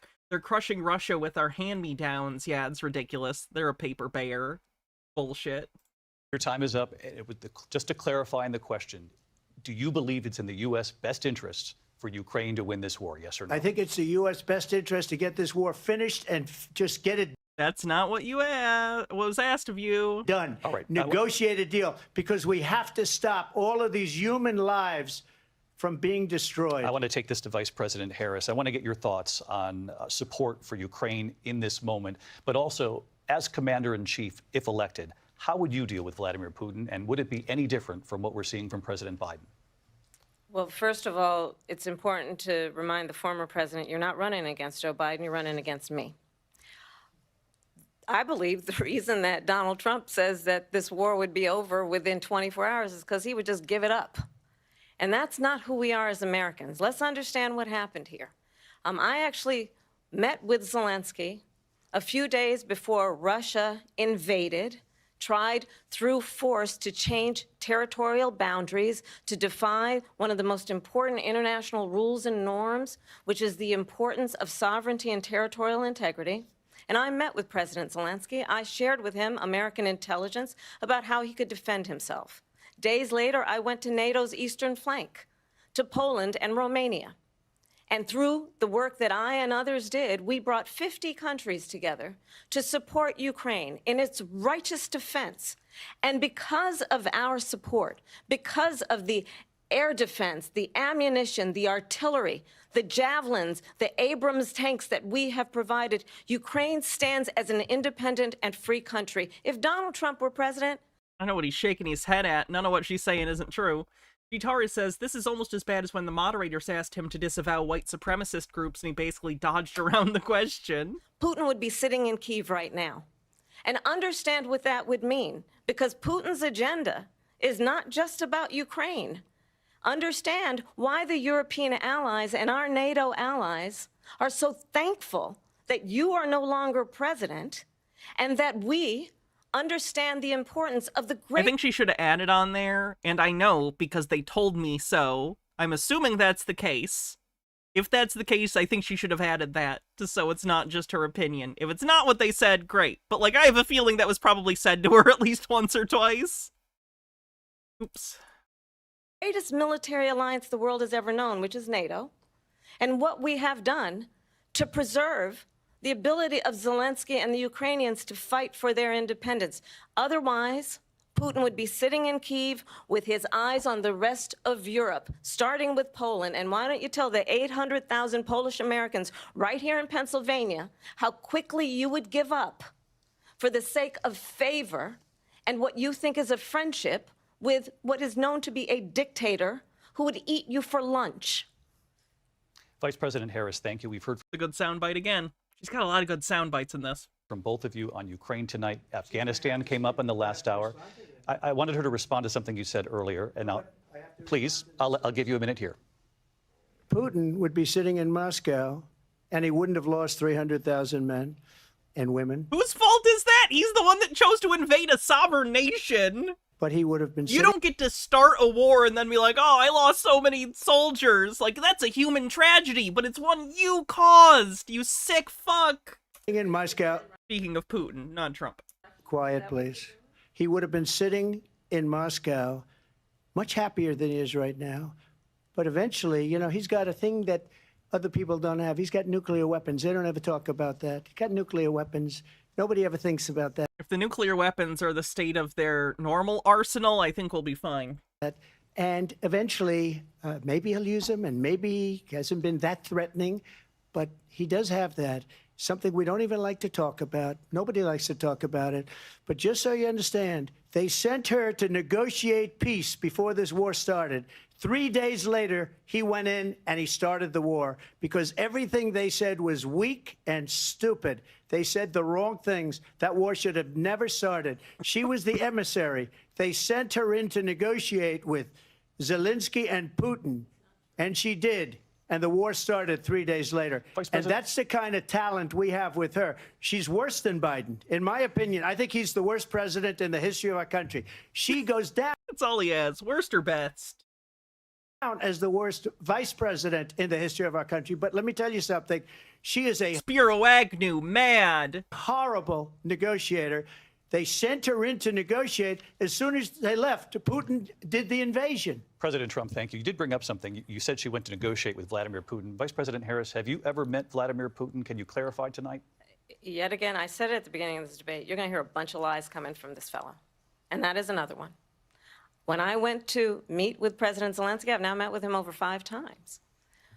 The reality is it has been about standing as America always should, as a leader upholding international rules and norms, as a leader who shows strength, understanding that the alliances we have around the world are dependent on our ability to look out for our friends and not favor our enemies because you adore strongmen instead of caring about democracy. And that is very much what is at stake here. The President of the United States is commander-in-chief. And the American people have a right to rely on a president who understands the significance of America's role and responsibility in terms of ensuring that there is stability and ensuring we stand up for our principles and not sell them for the benefit of personal flattery. We've talked about Ukraine and Vladimir Putin. I do want to talk about Afghanistan. It came up in the first hour of this debate.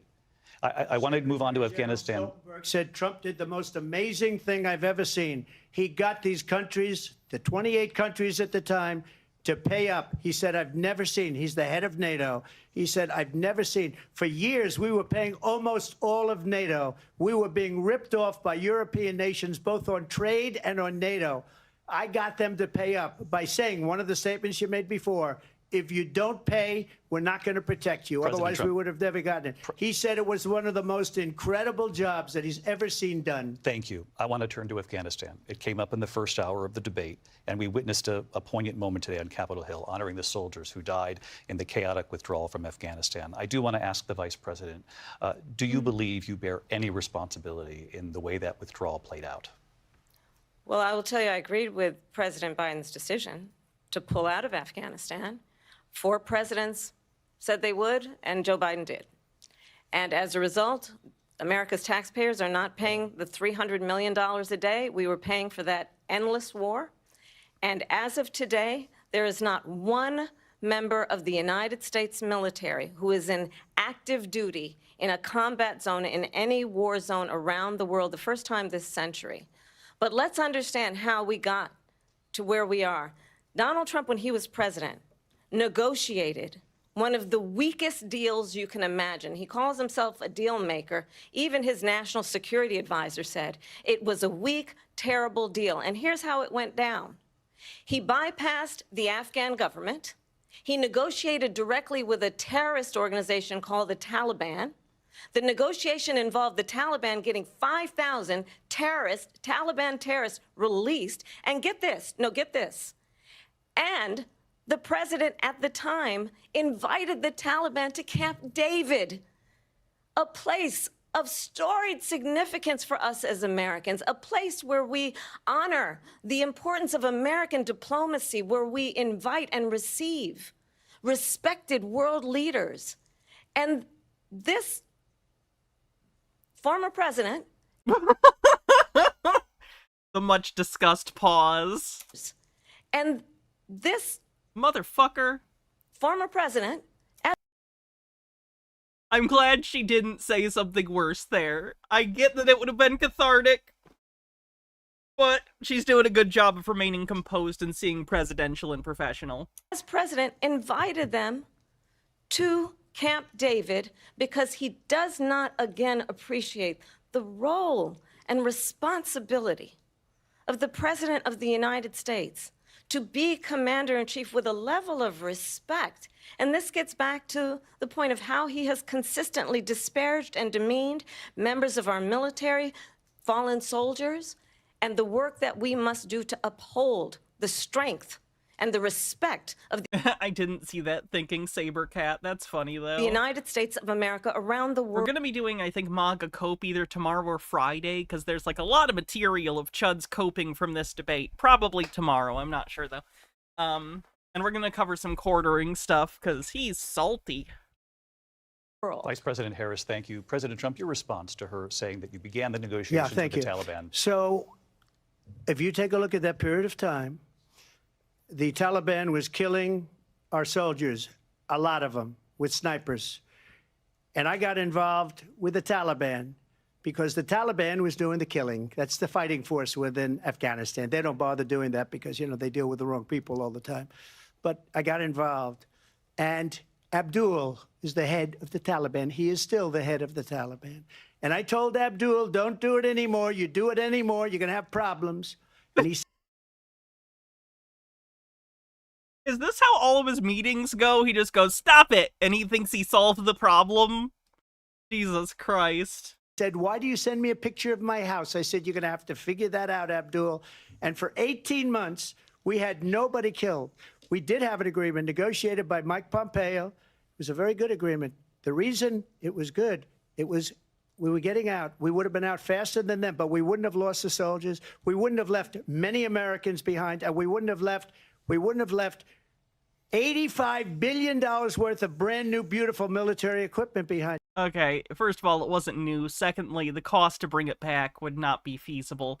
They disabled the equipment, they destroyed it. It's not something that the Taliban is capable of readily using. And just to finish, for the most part. I'm sure some of it slipped through the cracks, but like, no. I remember a while back they tried to repair some of the helicopters and immediately crashed or something. Blew it. The agreement said you have to do this, and they didn't do it. They didn't do it. The agreement was terminated by us because they didn't do what they were supposed to do. I want to move on. And these people did the worst withdrawal, and in my opinion, the most embarrassing moment in the history of our country. And by the way, that's why Russia attacked Ukraine, because they saw how incompetent she and her boss are. President Trump, thank you.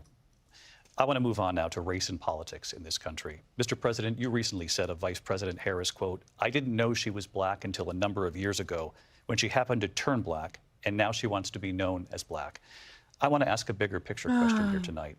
Why do you believe it's appropriate to weigh in on the racial identity of your opponent? Jitara says, actually, Trump, the leader of the Taliban, is Hibatullah Akhundzada, not Abdul. Once again, he lies as he fucking breathes. Sorry, I'm sure I butchered that name. And I don't care. I don't care what she is. I don't care. You make a big deal out of something. I couldn't care less. Whatever she wants to be is okay with me. But those were your words, so I'm asking. asking... I don't know. I mean, all I can say is I read where she was not black, that she put out, and I'll say that. And then I read that she was black, and that's okay. Either one was okay with me. That's but not both. Either one, but not. That's up to her. That's up to her. Vice President Harris, your thoughts on this? I think it's, I mean, honestly, I think it's a tragedy that we have someone who wants to be president who has consistently, over the course of his career, attempted to use race to divide the American people. You know, I do believe that the vast majority of us know that we have so much more in common than what separates us, and we don't want this kind of approach that is just constantly trying to divide us, and especially by race. And let's remember how Donald Trump started. He was land, he owned buildings, and he was investigated because he refused to rent property to black families. Let's remember, this is the same individual who took out a full-page ad in the New York Times calling for the execution of 5 young black and Latino boys who were innocent, the Central Park 5. Took out a full-page ad calling for their execution. This is the same individual who spread birther lies about the first black president of the United States. And I think the American people want better than that, want better than this, want someone who understands, as I do, I travel our country. We see in each other a friend. We see in each other a neighbor. We don't want a leader who is constantly trying to have Americans point their fingers at each other. I meet with people all the time who tell me, can we please just have discourse about how we're going to invest in the aspirations and the ambitions and the dreams of the American people?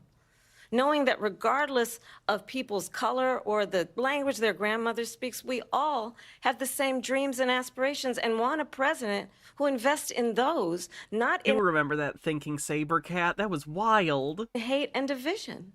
Vice President Harris, thank you. Lindsay? President Trump, this is now your 3rd time. This is the most divisive presidency in the history of our country. There's never been anything. Really? Again, he has to go to extremes. Most divisive. We literally had a civil war. Remind you. But no, this is the most divisive. Like it. They're destroying our country, and they come up with things like what she just said. Going back many, many years, when a lot of people, including Mayor Bloomberg, agreed with me on the Central Park 5, they admitted, they said, they pled guilty. Oh, wow. He's still doing this, huh? Okay. And I said, well, if they pled guilty, they badly hurt a person, killed a person ultimately. And if they pled guilty, then they pled, we're not guilty. But this is a person that has to stretch back years, 40, 50 years ago, because there's nothing now. I built one of the greatest economies in the history of the world, and I'm going to build it again. That is not on the topic of the question at all. Bigger, better, and stronger. But they're destroying our economy. They have no idea what a good economy is. Their oil policies, every single policy. And remember this, she is Biden. You know, she's Not Joe Biden. And I am certainly not Indeed we are, Casfell. Also, sorry, I gotta message you back. I know we're gonna do something. Donald Trump. And what I do offer is a new generation of leadership for our country. One who believes in what is possible, one who brings a sense of optimism about what we can do instead of always disparaging the American people. I believe in what we can do to strengthen our small businesses, which is why I have a plan. Let's talk about our plans and let's compare the plans.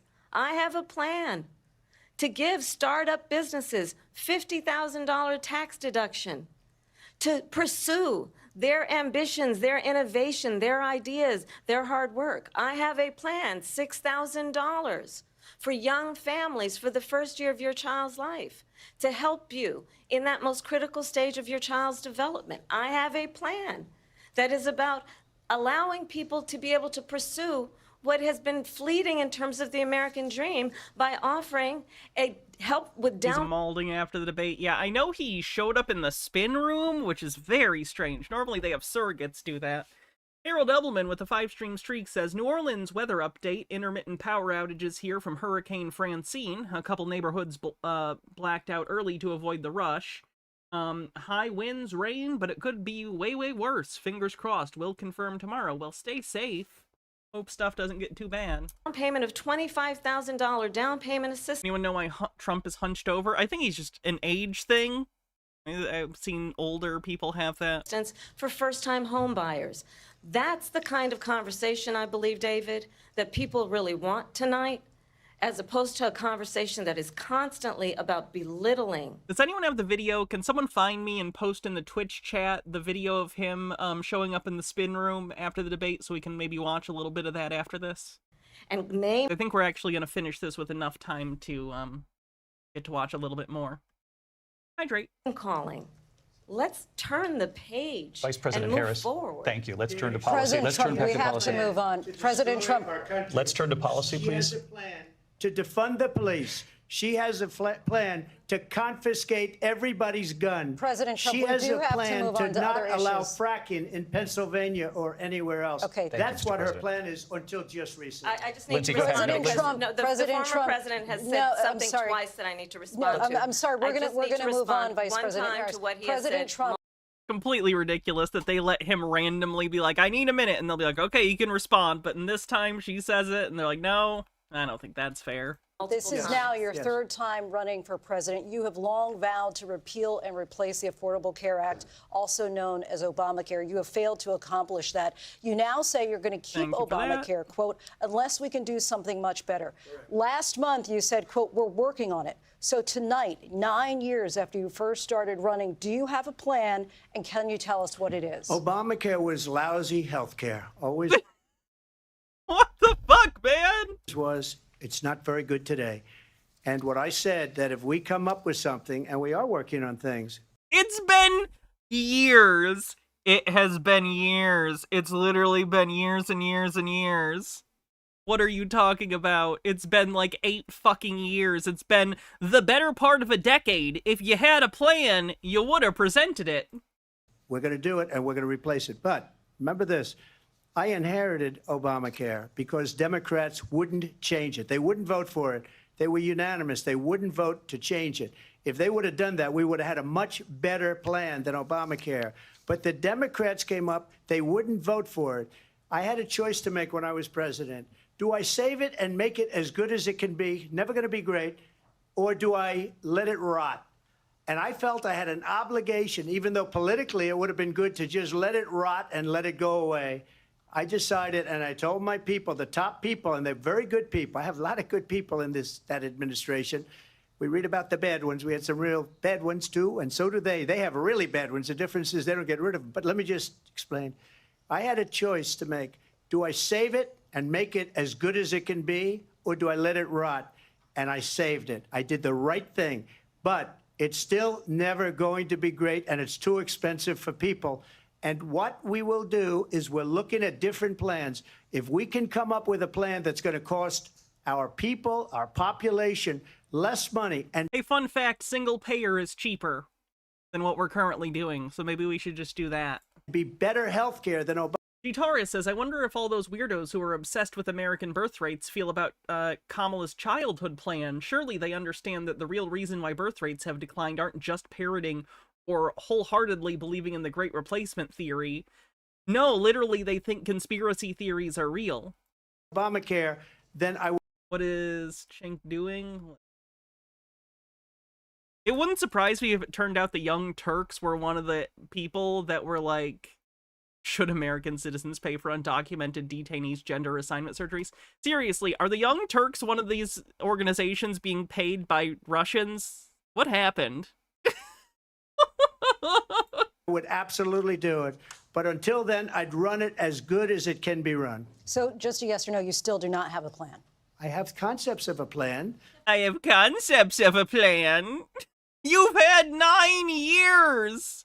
You've had 9 years. You've had 9 years. You've had 9 years. I'm not president right now. You were the president for 4 fucking years, and then you ran again to try and run a second term. You should have had a plan by now, you goddamn moron. But if we come up with something, I would only change it if we come up with something that's better and less expensive. And there are concepts and Single payer. options we have to do that. And you'll be hearing about it in the not too distant future. 8 years later.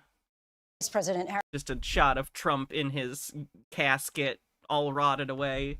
Harris, in 2017, you supported Bernie Sanders' proposal to do away with private insurance and create a government-run healthcare system. 2 years later, you proposed a plan that included a private insurance option. What is your plan today? Well, first of all, I absolutely support, and over the last 4 years as vice president, private health care options. But what we need to do is maintain and grow the Affordable Care Act. But I'll get to that, Lindsay. I just need to respond to a previous point that the former president has made. I've made very clear my position on fracking. And then this business about taking everyone's guns away. Tim Walz and I are both gun owners. We're not taking anybody's guns away. So stop with the continuous lying about this stuff.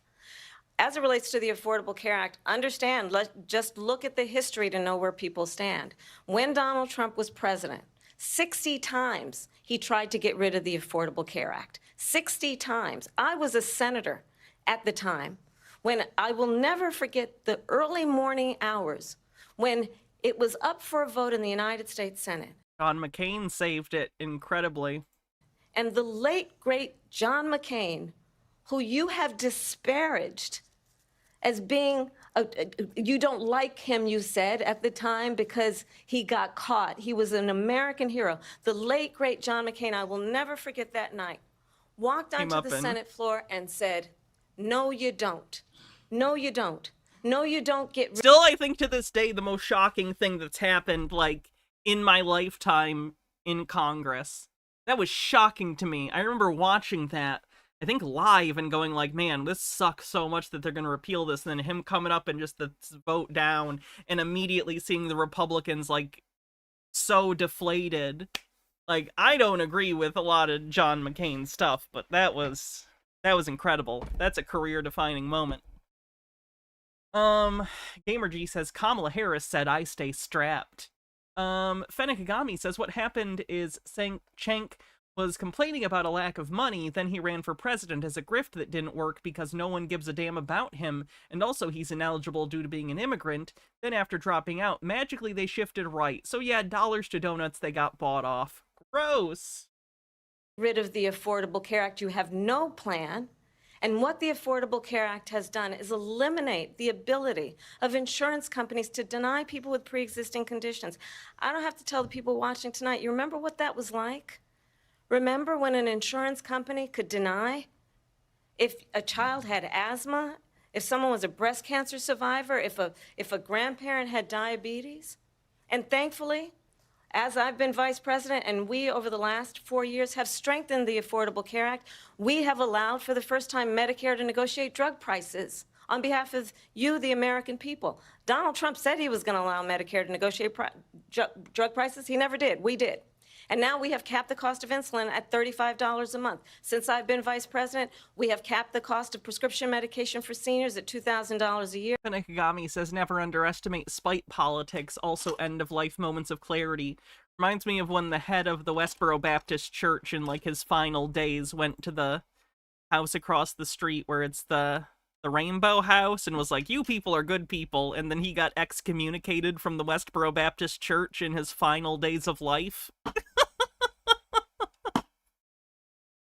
And when I am president, we will do that for all people, understanding that the value I bring to this is that access to health care should be a right and not just a privilege of those who can afford it.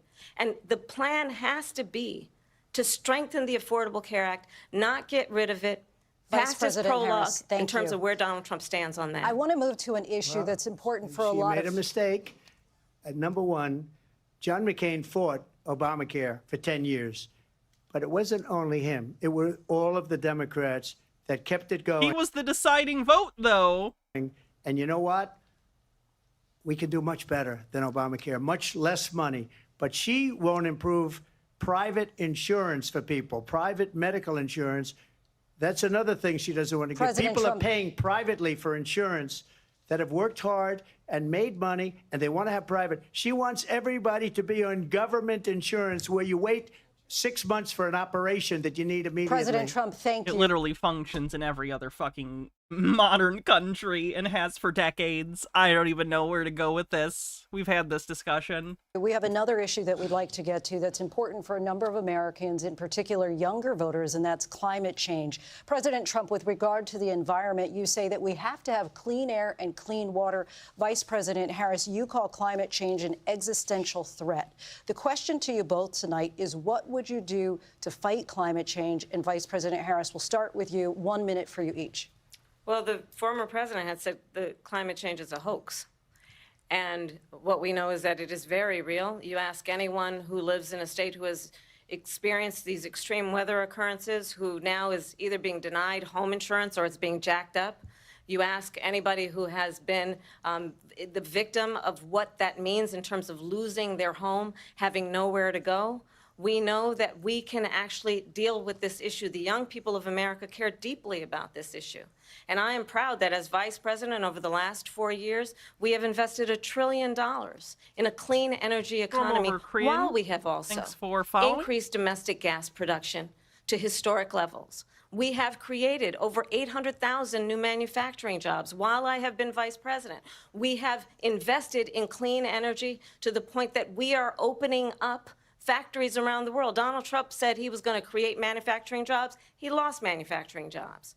And I'm also proud to have the endorsement of the United Auto Workers and Sean Fain, who also know that part of building a clean energy economy includes investing in American-made products, American automobiles. It includes growing what we can do around American manufacturing and opening up auto plants, not closing them like happened under Donald Trump. Vice President Harris, thank you. That didn't happen under Donald Trump. Let me just tell you, they lost 10,000 manufacturing jobs this last month.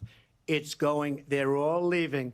They're building big auto plants in Mexico, in many cases owned by China. They're building these massive plants, and they think they're going to sell their cars into the United States because of these people. What they have given to China is unbelievable. But we're not going to let that. We'll put tariffs on those cars so they can't come into our country, because they will kill the United Auto Workers and any auto worker, whether it's in Detroit or South Carolina or any other place. What they've done to business and manufacturing in this country is horrible. We have nothing because they refuse. You know, Biden doesn't go after people because supposedly China paid him millions of dollars. He's afraid to do it. Between him and his son, they get all this money from Ukraine. They get all this money from all of these different countries. And then you wonder, why is he so loyal to this one, that one, Ukraine, China? Why is he? Why did he get $3.5 million from the mayor of Moscow's wife? Why did she pay him $3.5? Trump has done many business deals in China, by the way. Like, business is international. This isn't even a talking point. $1 million. This is a crooked... Remember when Donald Trump's son got $2 billion from Saudi Arabia? Like, see, it's just not even worth bringing this up. Administration, and they're selling our country down the tubes. President Trump, thank you. Thank you. We'll be right back with closing statements from both of our candidates. An historic night, this ABC News presidential debate from Philadelphia. Back in a moment.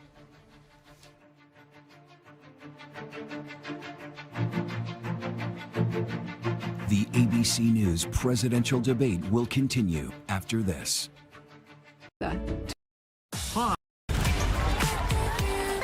Philadelphia, Pennsylvania. So I think you've heard tonight two very different visions for our country. One that is focused on the future, and the other that is focused on the past, and an attempt to take us backward. But we're not going back. And I do believe that the American people know we all have so much more in common than what separates us. And we can chart a new way forward. And a vision of that includes having a plan, understanding the aspirations, the dreams, the hopes, the ambition of the American people, which is why I intend to create an opportunity economy, investing in small businesses, in new families, in what we can do around protecting seniors, what we can do that is about giving hardworking folks a break and bringing down the cost of living.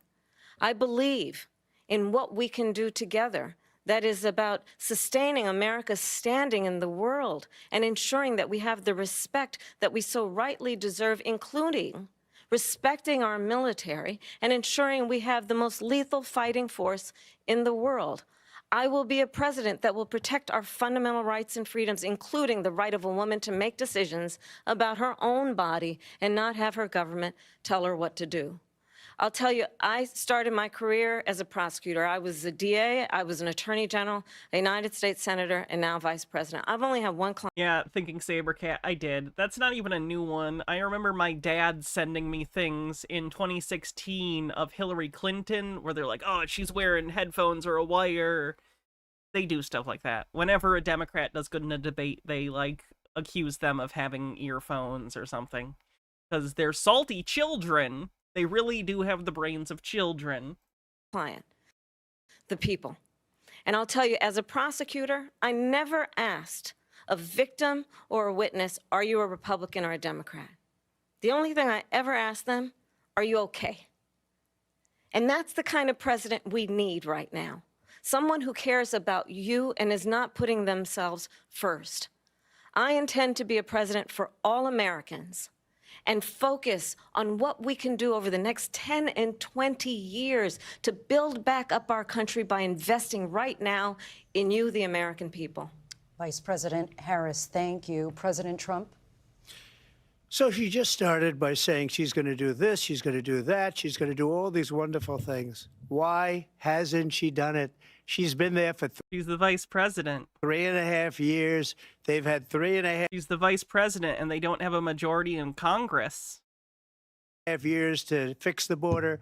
They've had 3.5 years to create jobs and all the things we talked about. Why hasn't she done it? She should leave right now, go down to that beautiful White House, go to the Capitol, get everyone together and do the things you want to do, but you haven't done it, and you won't do it because you believe in things that the American people don't believe in. You believe in things like we're not going to frack. We're not going to take fossil fuel. We're not going to do things that are going to make this country strong, whether you like it or not. Germany tried that, and within 1 year, they were back to building normal energy plants. We're not ready for it. We can't sacrifice our country for the sake of bad vision. But I just ask one simple question. Why didn't she do it? We're a failing nation. We're a nation that's in serious decline. We're being laughed at all over the world. People laugh at you. Over the world, they laugh. I know the leaders very well. They're coming to see me. They call me. We're laughed Ooh, like Viktor Orban, at all Vladimir Putin. over the world. They don't understand what happened to us as a nation. We're not a leader. We don't have any idea what's going on. We have wars going on in the Middle East. We have wars going on with Russia and Ukraine. We're going to end up in a third world war, and it'll be a war like no other because of nuclear weapons, the power of weaponry. I rebuilt our entire military. She gave a lot of it away to the Taliban. She gave it to Afghanistan. You're the one that negotiated with the Taliban and released 5,000 of their members. These people have done to our country, and maybe toughest of all is allowing millions of people to come into our country. Many of them are criminals, and they're destroying our country. The worst president, the worst vice president in the history of our country. What was that little head dip at the end? He thinks he fucking nailed it. Trump, thank you. And that is our ABC News presidential debate from here in Philadelphia at the National Constitution Center. I'm Lindsay Davis. And I'm David Muir. Thank you for watching here in the U.S. and all over the world, and from all of us here at ABC News. Good night. It's got to be incredibly frustrating as someone who isn't from the United States. You don't even get to, like, vote in this, even though it affects you.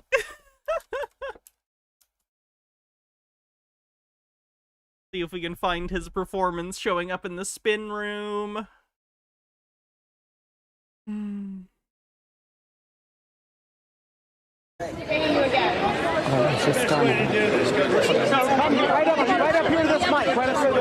be clear, usually the candidates don't show up here. This is where their surrogates and people from their campaign go. to like talk about it after, to talk about their performance, give commentary, give clarification on specific questions. He decided to show up because I guess he thought he needed to do damage control. How about we do it this way?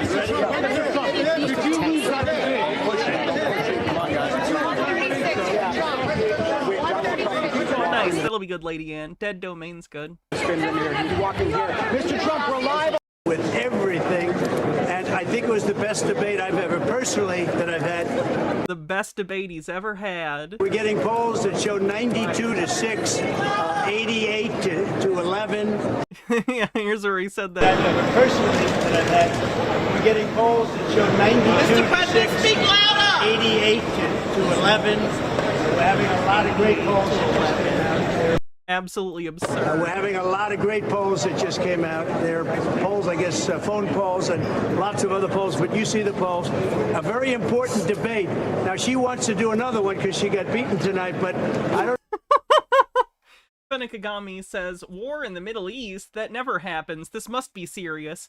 By the way, I think part of the reasons for why evangelicals think Trump is biblical is because he stopped Hillary from getting elected.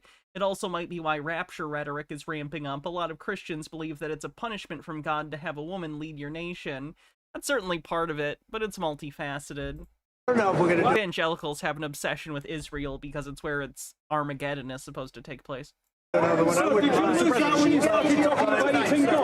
polls are indicating that we got 90%, 60%, 72%, 71%, and 89%. So the polls are very good. But beyond the polls, I felt very good. I had a good time doing it. I hate to speak about our country so negatively, but that's what happened. They've ruined our country.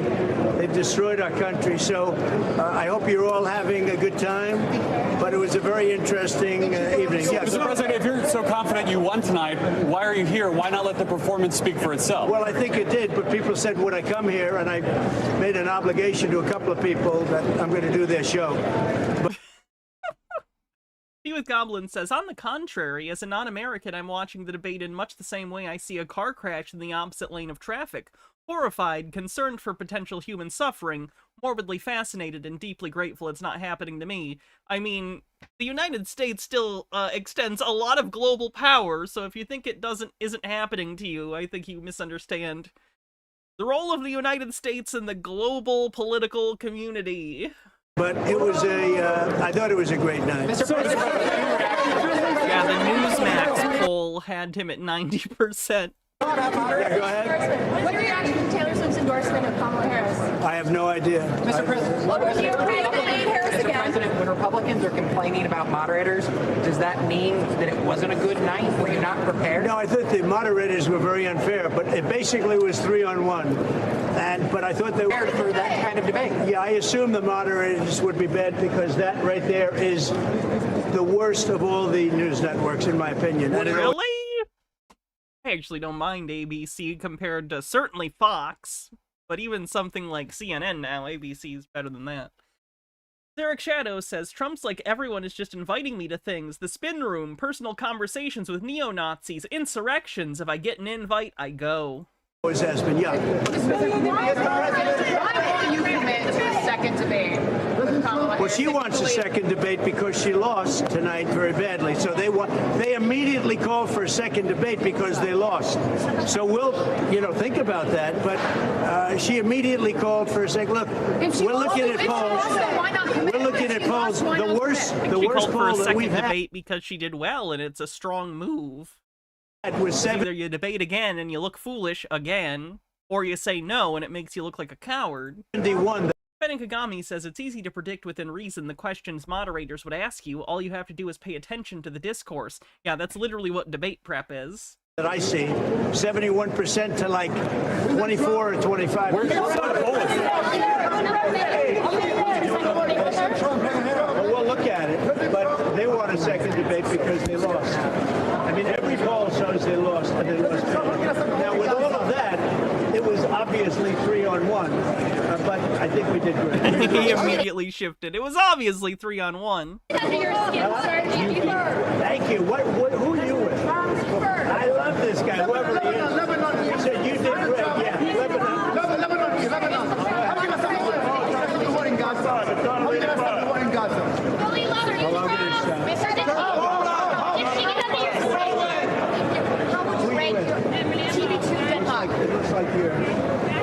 folks, if you can't tell by the hard-to-hear audio and those shaky camera angles, this was not an expected or planned appearance by former President. Like a found footage film. All right. I think I'm done with that. We're pretty much done for the night, but I do want to give you a tease of what we have in store for, I think tomorrow we're going to do MAGA Cope. And we're going to be looking at different MAGA people reacting to the debate. And this is a gentleman I found who's interesting. Good morning. So how was that debate, folks? What'd you think? I got to tell you, I just saw a Venezuelan jump my fence and take my cat. And now my dog is pregnant. I don't know, folks. I got to tell you. It's like this. See, people thought she was going to bomb as bad as Biden. So just the fact that she survived the debate, she was able to respond coherently, makes people think that she might have won. And I'm going to tell you right now, she didn't win. Okay. I watched this earlier. I literally played Fallout New Vegas for like an hour and just listened to this guy's stream.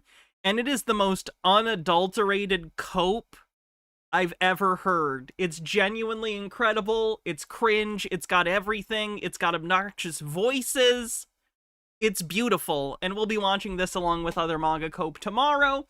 So make sure you tune in for that. It'll be a lot of fun. Seeing how they're dealing with the epic loss of Donald Trump, at least in that debate. So let's see who we're going to raid here on Twitch before we call it a night. We'll